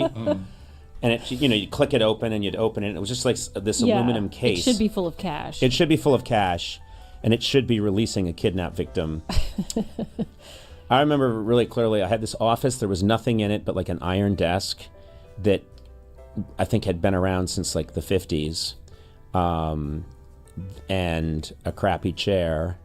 And then I had that briefcase, and I had writer submissions in it. You're all set. But I walked around with this iron briefcase, and I remembered every night I would leave the office, I would pass 6A, and they'd be in there. But you should have handcuffed it to yourself. I know, but every night there was nothing happening in there yet. You know what I mean? And every night it would getting closer and closer. The studio is just still an empty And shell. I would go home and just think, I wish I had used recreational drugs. I think that's the way I could have gotten through it, but I didn't. I just ate potatoes and fried beef. The truth is, when you have a set, when you design a set, nothing happens for a long time. Right. And then when it's supposedly done, it all gets installed in like a day. So there was a lot of time where there was nothing there. And And, also, and it's being built. In a also we were workshop. having, this is, Conan is I'm sketching. drawing a Conan's rectangle, drawing. and I'm holding it Okay. up, and you can look this up online, but this is a rectangle. And here's those famous double doors that characters walk in and out of right there. And the Letterman setup had been, I think, whatever, desk here, blah, blah, blah, and then audience here, and this is all the audience, and everything is angled that way, right? Of course, Robert was like, wouldn't it be cool, because this isn't going to be enough space for all the great comedy ideas we have. Shouldn't we do it the other way? Shouldn't the audience be here, and that way the desk can be here, and we have all of this room super wide. super wide. And I remember thinking, yes, I agree. So the first thing we start doing is we start saying we want to completely reorient the way 6A is set up. So it goes a different way. wow. And of course, we're dealing with Rick Ludwin, and who has also passed away, but was an amazing champion of mine and Jeff's and the show, and Late night executive. just a great man. We showed it to him, and he was like, "What are you talking about? This means you have like next to no audience, and then this giant long." And Robert and You I need are more characters. More yeah, characters. and Robert and I were like, "Well, we want plenty of room so that." When 35 characters come out dressed as a pope and a mule, and there's also a cartoon character, and there's a Zeppelin, there's plenty of room for them, and then Conan can just be in the corner for the occasional guest interview. You also couldn't move the seats. There's no room for the guests. You couldn't move the Oh, seats. yeah. They were like built in, like there. There was, remember the rake of the studio? Yes. Yeah. It's all like, a huge job to reorient the entire. Oh, so that all stayed in. yeah. I believe that the the way it was set up was just next to impossible to change around. Right. And yet what are we doing? We have so much to do. Yes. Right. And the first thing we're saying is, I know this is a great boat, but can we make it a car? And There was a lot of. there was a lot of that. It was another one I remember, which is we really wanted to not be in Letterman's shadow. I didn't, and Robert would say a lot, I just, you don't want to be compared to Letterman. And you Right. think, well, I'm replacing Letterman. Right. There's no way to avoid that. And there was this sense that I'm going to get killed by the press and everybody because Dave is at the height of his powers and I'm like an amoeba. He's this fully formed falcon that can see 10,000 miles and can see apex predator. An apex predator. He's a Tyrannosaurus Rex and I'm 3-celled piece of algae that's just replaced him, and I'm going to need 1 million years to grow a couple of legs. And so the funniest thing was, I remember it was Robert's idea. He's like, we should change the name of the show so it's not late night. So we were thinking, and I was like, oh, yeah. So we came up, we start planning, and then we came up with the name that we wanted. Right. Which was Nighty Night. Nighty Night with Conan O'Brien, like Nighty Night, which we thought was just really cartoony and funny and arch and kind of Pee-wee's Playhouse. And so we had a meeting, I'll never forget, in this office in 30 Rock, not in our offices, but a special office that Rick had. And just where they take you to yell at you. Yeah, we told Rick, we remember told what he Rick we wanted to meet with him. I don't think Jeff was there for this. I think he knew better. I think he was like, yeah, why don't you guys run along and pitch that? So we went up and we went, we're worried about being compared to Letterman. And Rick was like, well, I have to tell you, I think you'll be compared to Letterman. What you would do? And I said, well, we're thinking we're going to change the name Late Night. And he goes, well, let me tell you something. That is we own that name, Late Night. Franchise. It is a franchise. It is a very popular franchise. It's been very good to us since 1983 or 82. And it's for 11 years. It has been a benchmark, and I think we own that. We wouldn't get rid of it unless there was a spectacular new name. And we said, well, strap yourself in. Strap yourself, Rick. You're sitting down, Rick, because here we go. And we said, we want to call it Nighty Night with Conan O'Brien. And Rick started going, and if you remember, Rick Lubin's a very proper exec. Like, he's the cartoon of an executive. Again, wonderful. And if you remember, Rick Lubin's a very proper exec. Like, he's the cartoon of an executive. Again, wonderful guy, but he's wearing a tie. He looks like He's like clip art. Yeah, he looks like, yes, exactly. He looks like Classically Midwestern. He looks like he should be a page. And he's wearing like a tie, and his jacket's buttoned, and he's wearing his chinos and his shoes, and I'm saying it's Nighty Night. And Robert's like, yeah, Nighty Night. And Rick starts to go, remember this thing he would do? I think I was actually there. He starts scratching the back of his head and going, okay, and I think he had a thing, and I think I could see like he was tearing flesh. And he went, okay, I'll tell you what this. I'll tell you this. It is late night. It's going to be late night. It's going to remain late night. It is Late Night with Conan O'Brien. It is not going to be Nighty Night. And we like backed out of the room. And then, so quickly, our two first attempts to put our own stamp on this are terribly misguided. Yeah. But then writers start showing up. We start finding really great people. And I do remember at one point the sound effects guy, what was his name? He'll come to me. And right around the same time, we start meeting the crew, and he comes up and he says, guys, I was the guy, I'm the sound, I hit the when Letterman would throw the pencils through the window, I would do the crashing. The crashing of the window, the breaking of the window. So if you want to do that, I know how to do that. And I remember us both going, yeah. No, it was so funny because That we will keep. Constantly people were You saying... remember that? Yes, I remember that, and I remember also hearing, you can do top 10 list because NBC. that belongs to NBC, Right, yeah. and I thought, what are you fucking talking about? As a creative person, I don't want to do top 10 list, and also I'll get, I don't want to do it, it's a great thing, but it's Dave's thing. What are you talking about? But so you were hearing, first of all, there was so many misguided ideas. We had some writers started showing up, and someone had a cat. So we had a late night cat that was living with us on the floor, which is completely illegal. Yep. There was a cat living, in 30 Rock, the Art Deco. Like a halfway house. It was the Art Deco, shrine to broadcasting, and we're hiring. All the writers we hired had never worked in television before, and so, but Odenkirk was part of it. Odenkirk was came in and was helping. Andy Richter. I mean, I've told this story a million times, but we heard from Jeff Garlin.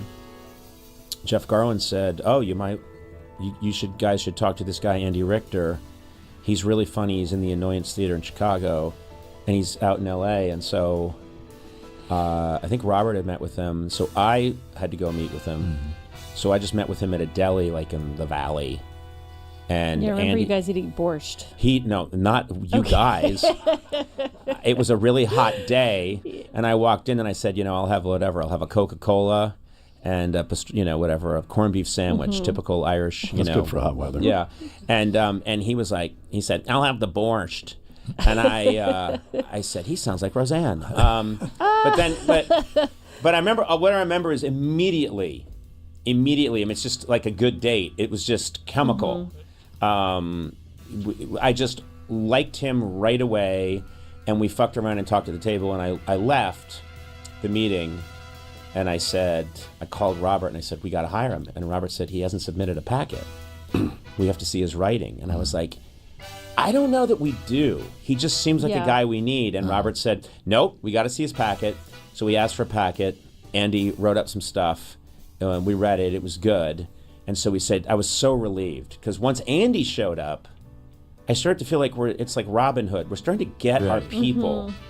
And we have a cat. And then it's getting later and later in the game to start test shows. We're not there yet because it's time to see a design for the set. Oh, right. And so... Right.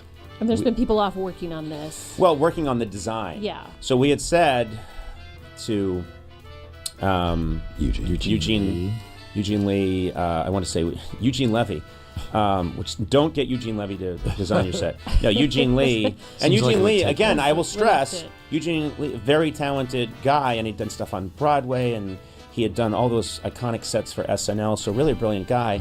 And he came in, and we just kept saying, what we don't want is the outdoor New York architectural, like wrought iron kind of thing. SNL. We don't want that. The rent set. Yeah. And so he came in, and he had this cardboard thing, and it was under a blanket. Like a blanket. A voila. He wanted to do a voila. So we get into a room, and it was the room that ended up being, you would know it, it was the big meeting, the conference room on the other end of the hall. So we're in that conference room. The show is now has to premiere in 6 weeks. Test shows start in 4 weeks. And Eugene comes in, and he says, okay, well, here it is. And we're all much younger than this guy. And he's like, okay, well, here it is. He puts it down, and he goes, and voila, and he removes it, and it's an iron spiral staircase. It's SNL. It's SNL. It's SNL.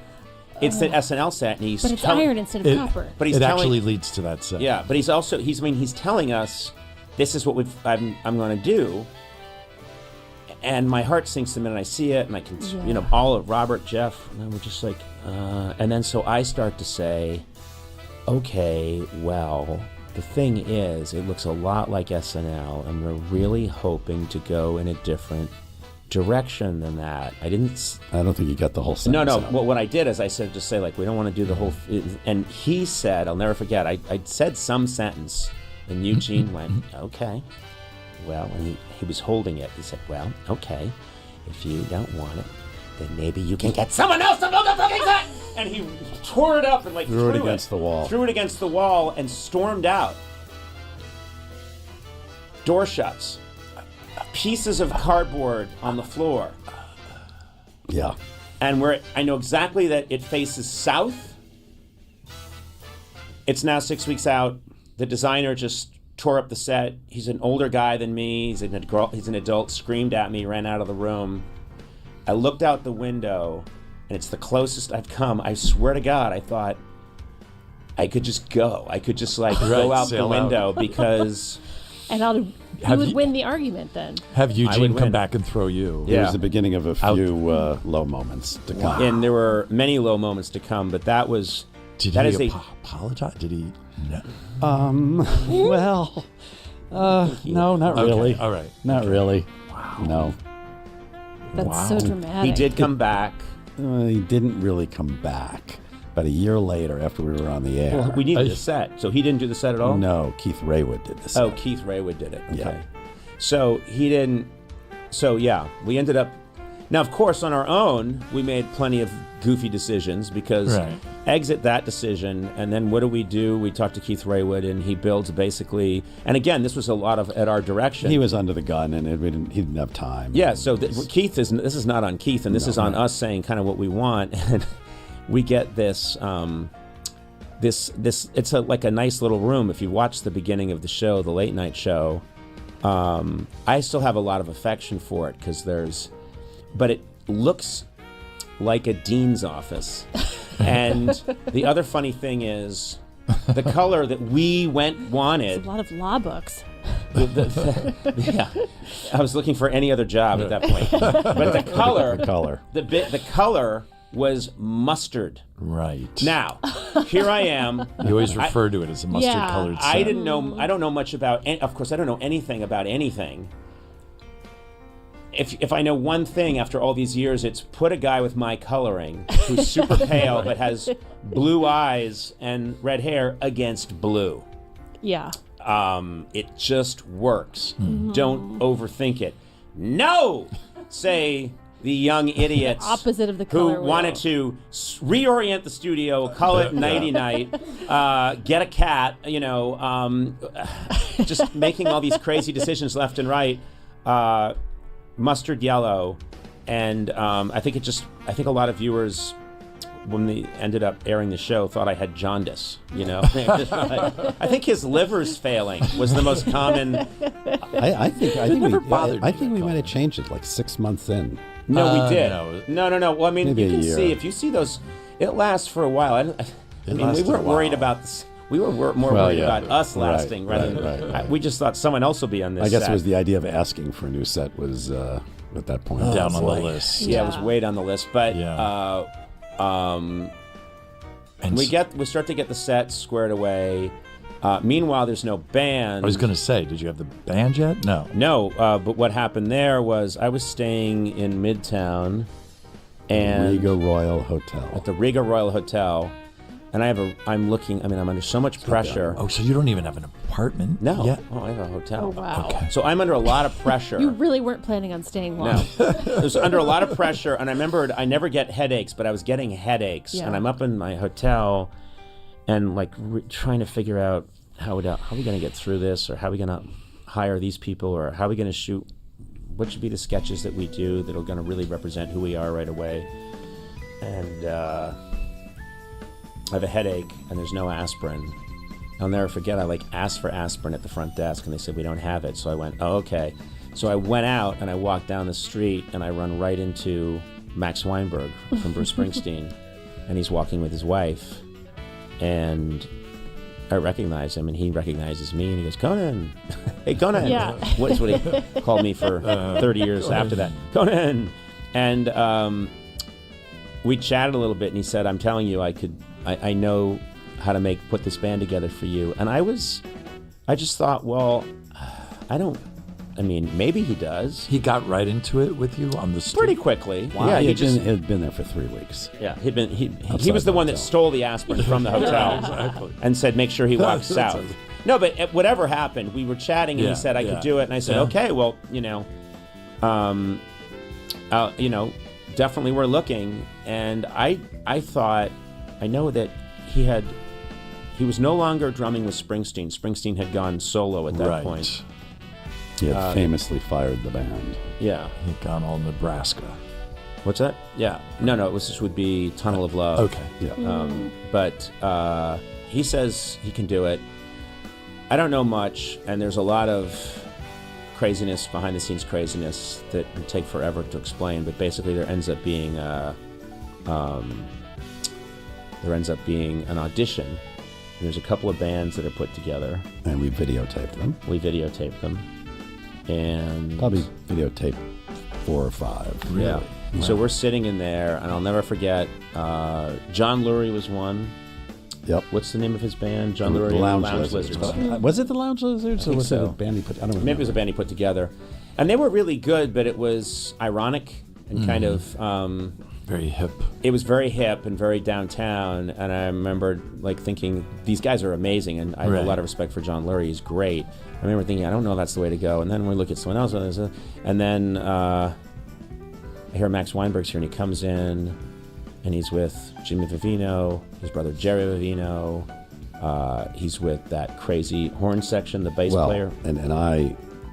You knew them. The La Bamba and Pender, the trombone player. La Bamba of year 2000. Year 2000 fame. And Mark Pender, the trumpet player. When I was Dinah Ross's road manager like 10 years earlier, they were the Asbury Jukes horn section, which she hired to go on the road with. So I was on the road with those. I knew them. And I walk in, and we hadn't seen each other in like 10 years. And it was like, and I was thinking to myself, I didn't say out loud, I was like, is this like an omen of some sort? Right. They run into these guys. So they sit, they launch into it, and I want to say they played, I think they played the Peter Gunn theme. Correct. And they sounded amazing. Now, I wasn't crazy about that because that was a song that G.E. Smith used to play at SNL. Oh. He's doom doom. So a sketch would end that had no ending. Grapefruits. I thought this was a deli. No laughs. Doom doom doom doom doom doom da da doom doom doom doom doom na na. By the way, that would be a sketch that I wrote. And then but then they said they had something else they could play, and they played. They played a few songs. Yeah, and they play this thing that goes. I'm gonna remember what it is. Da da da da da da da. Da Sort of a Cajun, like Cajun. Uh-huh. Da da da da da da da. Everybody. Da da da da da da da. And it was, and then it kicks into this whole thing. It does that, and then it kicks into a whole thing. And I swear to God, I was like, this is it. It was obvious. Yeah. And I leaned over to Jeff and I said, buy me this band. Like Daddy. no question. No fucking question. I don't know This if you is the remember band. this. They had a second keyboard player. There was two keyboards. Mm-hmm. And that when we got into it, it was like, we can't have two keyboards. Right. For whatever reason. I So just remember now. Scott Healy shot the other guy. He did. It's no joke. But anyway, so suddenly we have that band. Yeah. And then I'm starting to think like maybe there's hope. And We'll then, have the band play for an hour. Yeah. And then Yeah, all these little building blocks once they start assembling had to. oh, and you Cheer know, up a bit. Lorne, I would weigh in on different things. Lorne wasn't crazy about the band. Right. He didn't have a problem with the band. He just knew that I was hiring Bruce Springsteen's drummer. And he said, the press will go after you for making a 70s move. It's 1993, and this is a I think 70s. he said 80s. Oh, I remember. He said 70s. It's like, he's pretty big in the... But anyway, he said He was trying to make a point. he wasn't thrilled about it. And I think he was also getting some maybe advice that to go a different way. Right. From someone, and I dug my heels in. I dug my heels in on Robert and said it had to be Robert, and I dug my heels in and said it has to be Max and these guys. And Which I'm sure took a lot for you to do when you're there and already kind of feeling what's grateful interesting? to be there. You know what's interesting? Not when you know you're right. Okay. Like that's the weird That's thing great. is if I don't know I'm right, I don't know.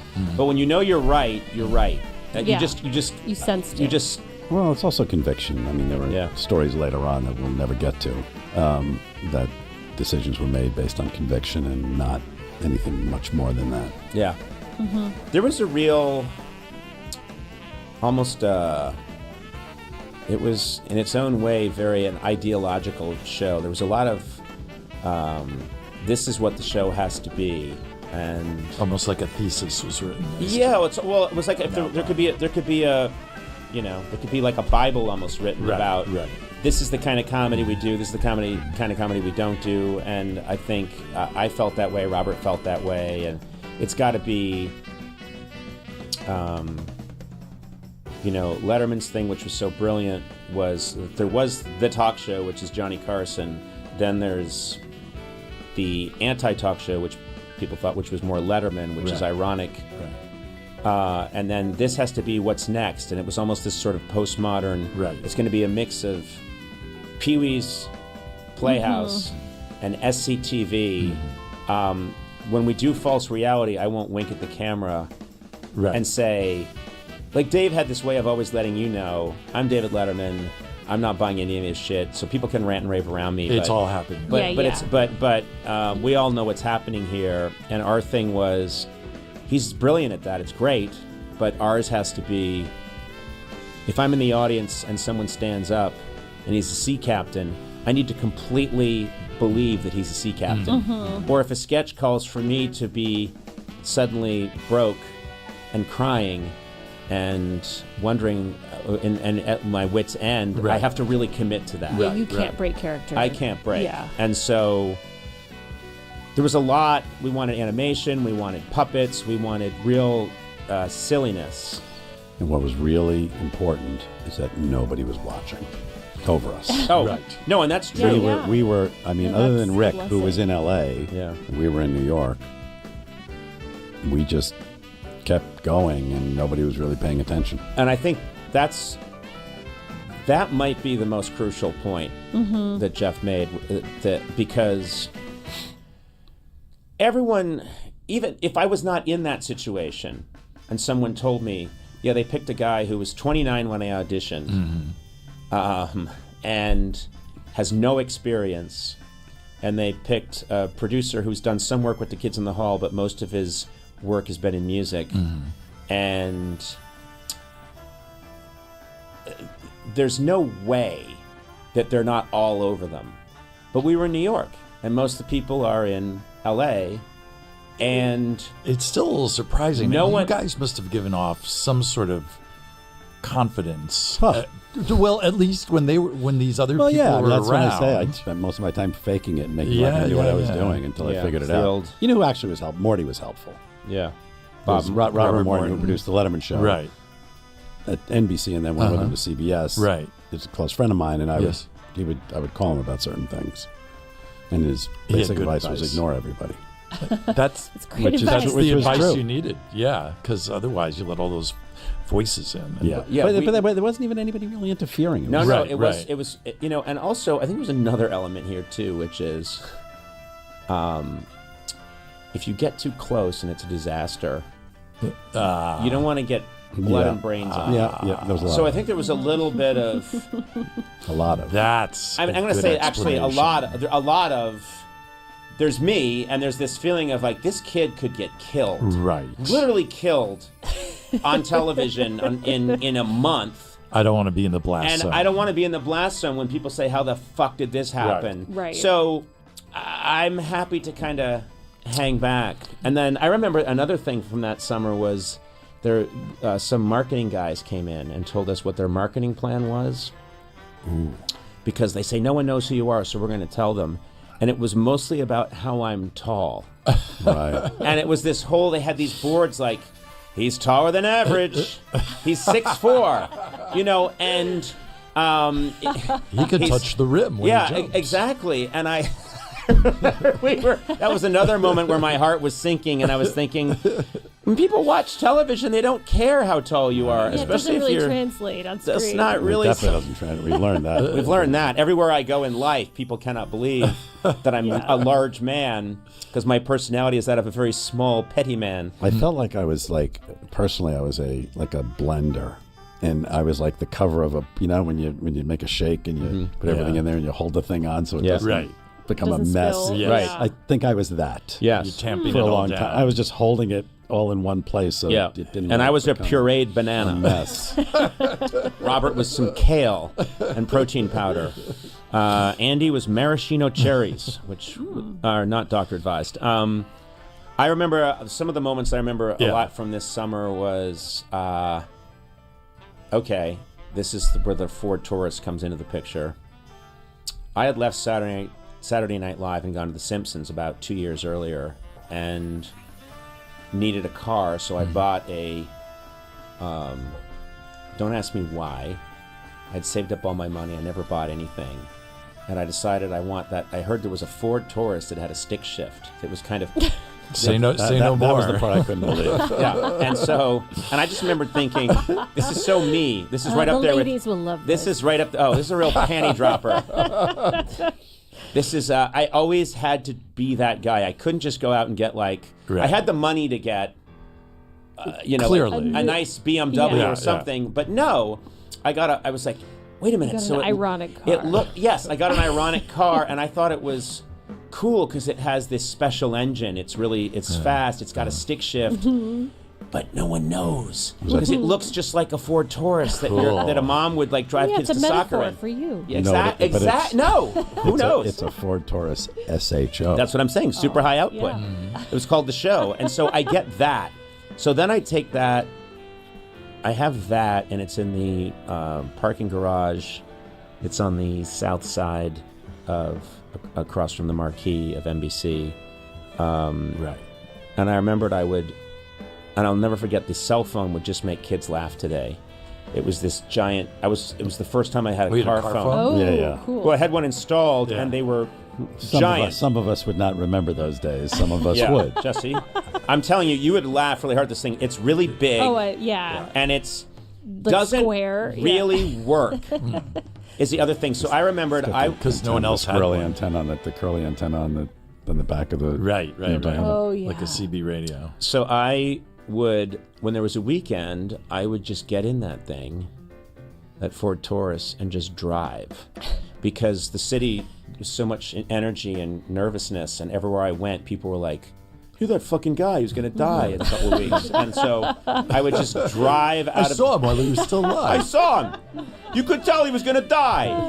And yeah, I'd see. And so I would drive out, and my parents had a place in Westerly, Rhode Island, and I would go there on the weekend. And I remembered Lauren would call me, to sort of check in on how it's doing and everything. Have you run away yet? And really, Max Weinberg, and I'm driving, and I'm Right. holding the phone, but it's terrible Right. technology, and there's probably 3 cell towers in the Northeast at that point. Right. So he'd be like, and the one thing you need to remember to do is, and whatever you do, don't. whatever you do, don't. And I think one thing you need to obviously do is, and I'm also trying to shift. Sure. And you can't shift and talk on this big clunky thing. There's no hands-free. So I crashed a lot, and it was just a big disaster. And I love this mental picture of you. and then I went to my parents' house, and they had this white house with just a little picket fence. And I get there, and I'm the show is in a couple of weeks, and I've parked my Ford Taurus in the backyard, and I'm just sitting on the front porch the next morning trying to stay calm. And I'll never forget this. I'm sitting on the front porch with my dad, and there's this little white picket fence that has a little ivy around it.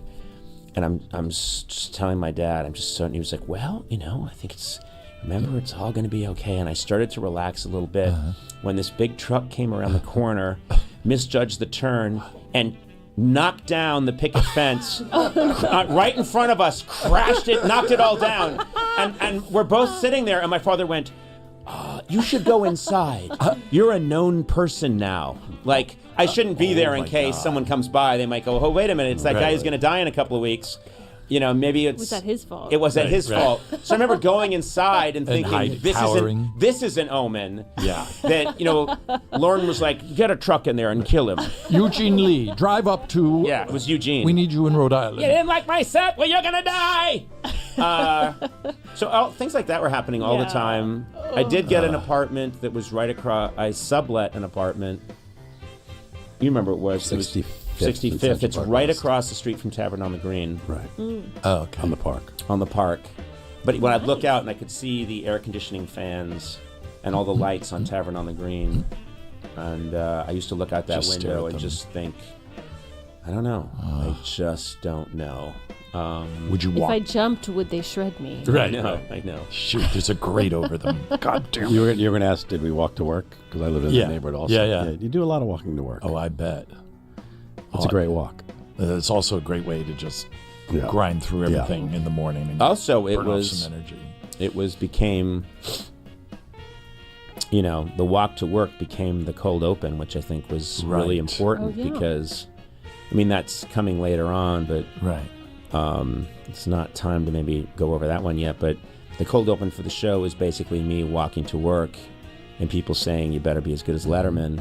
And that was basically what it was very autobiographical. It was heightened and made ridiculous, but it was very true. And very well done. Yeah, I remember Yeah. when I watched that. It's like, oh, this. You just believe that's why it was so funny right away, because that was what everyone was saying. Exactly. well, what your also, mind was, yeah. also, I'll tell you this: I was told in no uncertain terms, do not mention Letterman and don't talk about how you're replacing Letterman at the beginning of the show, and talk about digging in your heels. Right. Robert and I write this thing where I'm walking. It's it starts with I wake up. It So says smart. September 13th. People on, I think we got real people like John Tesh or whatever to say like, well, Entertainment Tonight, big day. Conan O'Brien's going to take over, and he better be as good as Letterman. Right. And then me walking to work and everyone saying, you better be as good as Letterman. And I just knew that I needed to play it total cheerful. Oh, horse and Like, Central. this horse. You better be as good as Letterman. Brokaw did it. And then Brokaw came in and did this great thing where, it was important that I just be like, you bet, like super happy and super cheerful and not breaking at all. And then Brokaw said he would, and he was great. He comes off the elevator and he walks up to me and he goes, Conan, I just want to say welcome to NBC. And it's a big deal, like for Tom, and Tom Brokaw was close with Letterman, so it was a very cool thing that he did this. Yes. He was always great. He's great. He's a great guy. And he walked up to me and went with that incredible voice, Conan, Tom Brokaw, I just want you to know that, you have my utmost confidence, whatever.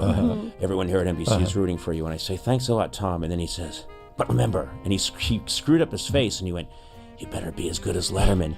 And he held up we told him this note, but he held up a saltine cracker and crushed it, and then lets all the pieces fall, which is but that was so our show. I love that was in there because It's great. it's so stupid, and our show was all about gravitas, and then deflate it with a little piece of stupidity, and he walks off. But also, you finally get off the street where everyone's saying it to you, and you're like, okay, I'm in the building now. I'm I'm away safe from now. that, and it's Safe. Tom Brokaw. And it's Tom Brokaw. And then the part that was dark, but I think people liked, is I go into the dressing room. You're Everyone's whistling. and and you can't see what I'm doing, and then you realize I'm making a noose, and get up and I put my head in the noose, and I'm just about to hang myself when they say it would have been Hollander.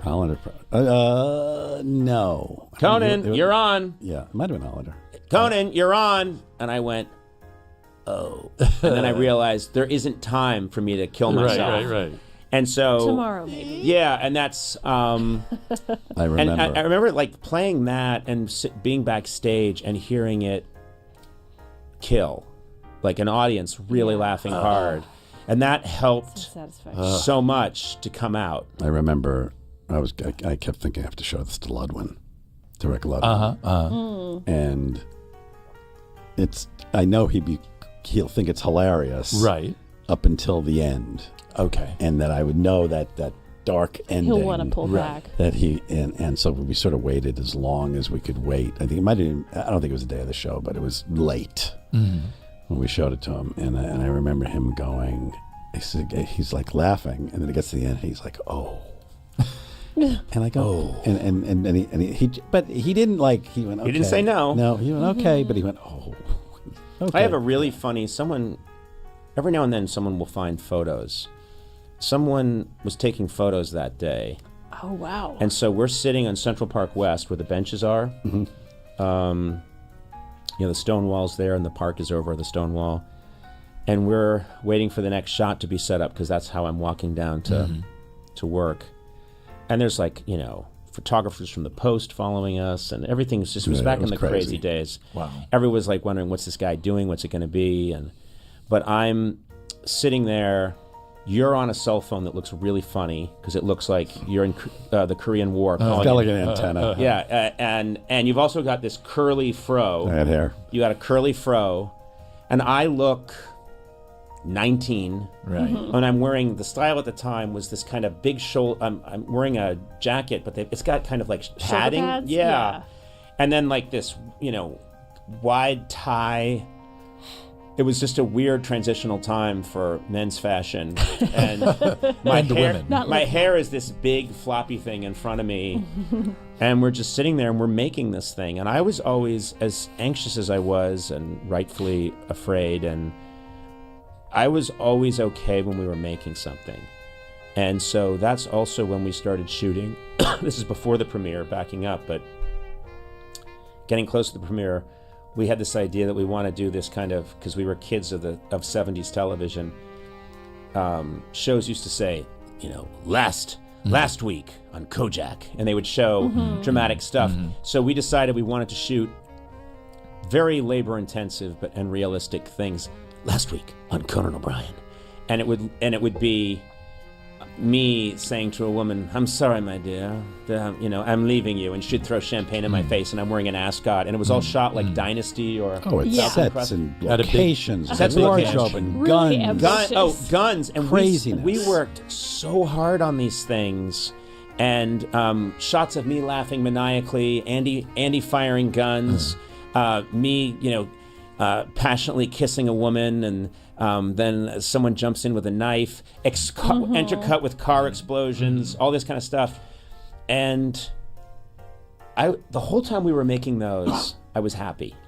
Yeah. Because I knew how to play that attitude. felt right, yeah. I knew how to play, frankly, my dear, I have to, that soap opera kind of bullshit.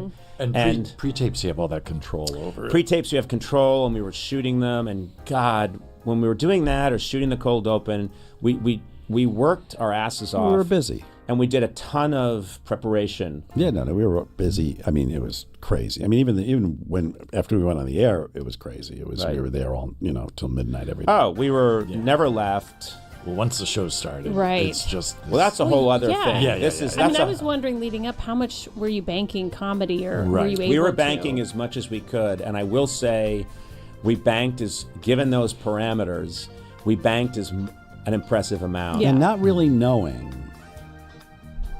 what type of thing, like things were too long, things were Right, didn't yeah. make sense. Like we didn't really didn't know until what the you're on the plan- air and you're yeah. doing it, as you guys know. You don't really know what you're doing. you Also, know? yeah, and we were testing things out. Like we tested out Clutch Cargo, which was an idea that Clutch Cargo was a terrible cartoon from the 60s, early 60s, where they couldn't even afford animation. They would just draw the people, and then they would burn their real mouths in. And it was a guy, So Clutch, real lips. real lips, and his name was Clutch Cargo, and he was like, "All right, we better get going." And literally, the head would slide out, Right. and you'd hear like footsteps. Terrible, like. And so we thought it'd be really funny, and we came up with some. We were testing out the Clutch Cargos. We had a lot of ideas. Year 2000 was something that Robert. It was a Robert idea that we had done in Chicago. Over live show at the there? live show there a couple of years earlier in the summer of '88, and there was a writer's strike, and so we went to Chicago and did this show, and it was people making predictions about what was then the distant future. In the year 2000, pigeons will be extinct and bald eagles will darken the skies, which is just weird, Right. like Jack Handy's small thoughts. So we knew we were going to do that. We'll do it with flashlights. We'll do, we had a lot of ideas, and we were shooting a lot of content. We shot a really funny piece where, Bob Costas did a great thing for us where Yeah. we showed That was funny. We showed Later. a clip of him.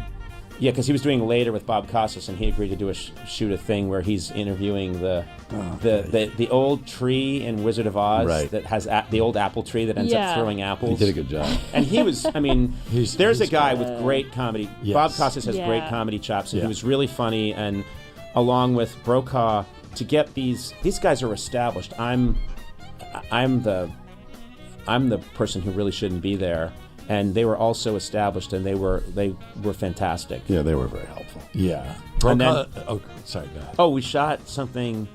We had an idea, and we started to bring in audiences for test shows. And I remember that was fascinating because people were coming in just basically to see. They weren't told what they were going to see. And I remember... You did them in 8H, I think, a bunch of them. Really? We did... Those weren't the test shows. Those were like... Pre-test those shows. pre-test test Right, shows right. where they set me up in 8H, and I was literally interviewing like anybody would grab someone who was in the corner. Right. That was just for you Why- to Yeah. practice. That was- 8H I being think Robert the was Saturday saying Night like, Live. that's where you first played around with Andy being Yes. sidekick. Yes. Yes. Ah, yeah. And I remember, so we were there, and those were just kind of for us. But then we started bringing in audiences, and I want to say we did 8 of them. Probably. We might have done 4 and 4. Sheryl Crow did one of them. Sheryl Crow did one, and she was a complete. I mean, talk about me being an unknown. I said, like, and who's the musical guest? And they said, well, she's an elementary school teacher, but she's got an album coming out because she's been, She was a backup, and they She was said a backup Wow. singer. she was a Right. backup singer, but I think she also had a gig teaching or something. And she's, it was, I mean, she's a bank teller or she's Yeah. a blacksmith. And I remember thinking, oh, she's beautiful and really, she sounds good. Yeah. But That's something. yeah, and so she did a test show, and we were getting the craziest people to do the test shows. It was Mickey Rooney Yep. did a test show. Grandpa Al Lewis from the Munsters did a test show, and he's the first person we try to clutch cargo out on. Yeah. And so we thought it'd be fun to have Herman drop down Right. and say like, "Oh, hi, Grandpa." Right. And we didn't tell him about this. And what we didn't know, or we hadn't really thought it through, I think we mentioned to him something like this would happen. He's like, fine, kid, fine. So Fred Gwynn, who played Herman Munster, had died like that summer. And, like literally 2 months before. And so the screen comes, Al Lewis is talking, and he's got his big cigar. And the screen comes down. I go, we got someone you want to talk to. And we just thought it would be about you talking to Herman. We weren't, and he went, Right. The character. Yeah. and that he'd be like, oh, Herman, you idiot. Yeah. And they'd go back and forth. It'd be a Right. lot of fun. He starts immediately going, what are you doing here? You're dead! You're dead! I saw you in your box! You're dead! And he said something that to this day, the audience just gets quiet. And he goes, who'd you make it with last night? A wine? And I'm like, Andy's been, who'd you make it with last night? A wine? And and then the guy doing Herman Munster's like, Grandpa, how can you talk if you're dead? You had cancer. It was just, and then The first rule of improv. first rule of improv is call out death. So the thing goes up, and oh my God, so there were. I remember the very. We're going to tinker with that. The very first test show went really well, and I remember being elated, thinking this isn't so hard. Right. Yeah. And then I think the second test show was not good at all. That sounds classic. And then the third averages. test show was rough, Right, and right. it was a lot of huddling, a lot of trying to fix things, And a then lot. eventually, it's like, oh, it's tomorrow. Wow. Yeah. And no one saw the cold open until the night. No one. I don't I think don't think so. we I showed don't think anybody so. the cold I open, don't which think actually became kind of a tradition because Right. I pride A little ourselves on our cold opens, and we Right. never showed them. All those years, all those cold opens, when I would travel shows, when I would do the Emmys, when I would, we never showed any of that stuff to people. We always wanted to wait. You didn't even want to show them in rehearsal. You're No. like, "Oh." No, like don't waste. If there's any magic those in it, laughs. if there's any magic in it, if there's any gold dust on that thing, just let it all come off. And if you really like it, then it's like, yeah, we don't need to test this. Right, we would test it internally. Sure. on yeah, people. like the writers watch them, or you'd call in some. Yeah, I'd call in people Paula working the show, Davis. I'd call in exactly. different people, and we'd. Yeah. And it also, I should mention, like there were people that were hired that summer that are still with us. Yeah. So Yeah. I remember Right. one of the lot. first people that we hired was Jeff came in and told me it was just a total coincidence, but he said I hired Paula Davis to be the booker. And I thought, wait a minute, I know Paula because Paula had worked at Saturday Night when you Live were there. when I When was you were there, there. and I She was remember like a teenager, I think. I remember walking in, meeting Paula in 1988, and chatting with her and thinking, she reminds me of my sister Kate. She's really funny. She's got something. She was like quick, and she and I were going back and forth, and I was like, I like that Paula Davis. And then, you know, we see each other at SNL, but then I move on, I go on to other things, you know, and then now I'm hearing Paula Davis, and I thought, that's great. Oh, good, Yeah. Jeff, I like Paula Davis. And then you came in and saw me like maybe just a couple of days later and said, I got us a second producer. And I said, who's that? And you said, his name's Frank Smiley. And I thought, wait a minute, I know Frank Smiley. Total coincidence, I had been at a party when I was on The Simpsons in LA, and it was this big party, and I got introduced to this guy who was very memorable, named Frank Smiley. And I was a great name. And I was kind of doing shtick with him, just as Yeah. a Simpsons writer and a guy who does shtick 24/7. And I remembered him kind of not like laughing, but not giving it up all the way, and then kind of giving me like a, yeah, you're not bad, kid, you're not bad. And so you told me you hired Frank Smiley, and literally I just know him as a guy I met a year before at a mid Hollywood party where there was a keg, you know, Yeah. like some dumpy party, and so things started to congeal. Frank Smiley still with us here today. Yeah. Paula Davis still booking. I mean, it's 30 years later, and I can't shake these people. Jeff's still here. Max Shake Weinberg me. just hangs out. I'm a bad cold. Yeah. You were the original COVID. There's nothing I could do to. And then there's a couple of people who've been there almost that long. I don't know who else is in there. Jim Pitt was hired that summer to do music, and he still book the works music. Yep. with us on On the podcast. the radio podcast channel. radio channel. Anytime I'm talking to anybody in music or doing any of that stuff, that's Jim Pitt. And he was just with me in New York when I interviewed Paul McCartney for the podcast, and I think, oh, we've been doing this for 30 years. It's crazy. It's not late night anymore, but it's all the same to me at this point. Right. So anyway, this gets us to. It might be a good place You're to ramping up. stop. Yeah. This might be a place to like the test shows, all the madness. We haven't had our first airing yet. Yeah, the first airing hasn't happened yet. Yeah. And maybe we save that for the Sure. next Yeah. time. Great. This is a good place to cut it. But I will say there was some crazy shit that happened. There was a reporter, I think, from USA Today who snuck in. Yep. Ooh. And that's not cool. Like, you're not wanted supposed to to make do a pie that. chart about you. Yeah, and it wasn't a nice pie chart. So this guy came in and looked at a test show and wrote a yes. review, and I want to say his name is something Frazier. Huh. Yes. I think he was an AP, or he He was either AP he was or an it might reporter. not be USA Today. There was a lot of apologies that came after that. But you got to remember there was a different time, because it was a time when a newspaper critic could Meant really something. Great amount Yeah. of power. It meant something. Yes. It really, I mean, today you wouldn't think that much about it. Your feelings would get hurt. But this guy snuck in.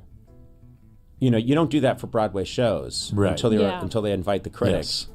And this person came and wrote a review saying, "This, I hate this." And They mentioned and worms. No, but he didn't see that one. But he's and I think he said Fraser Moore. Fraser Moore, yeah. And he went after Andy Oh boy. in a way that was not Yeah. cool. And Andy could tell you this, but I think later on he reached out to Andy to go like, "Hey, buddy," and Andy was like, "No, I don't think so, man. That was not good." But the test shows were horrifying, and then this gets us right up to. I think we took the Friday off. I want to say we took the Friday off, and we had a Saturday and Sunday, and I was.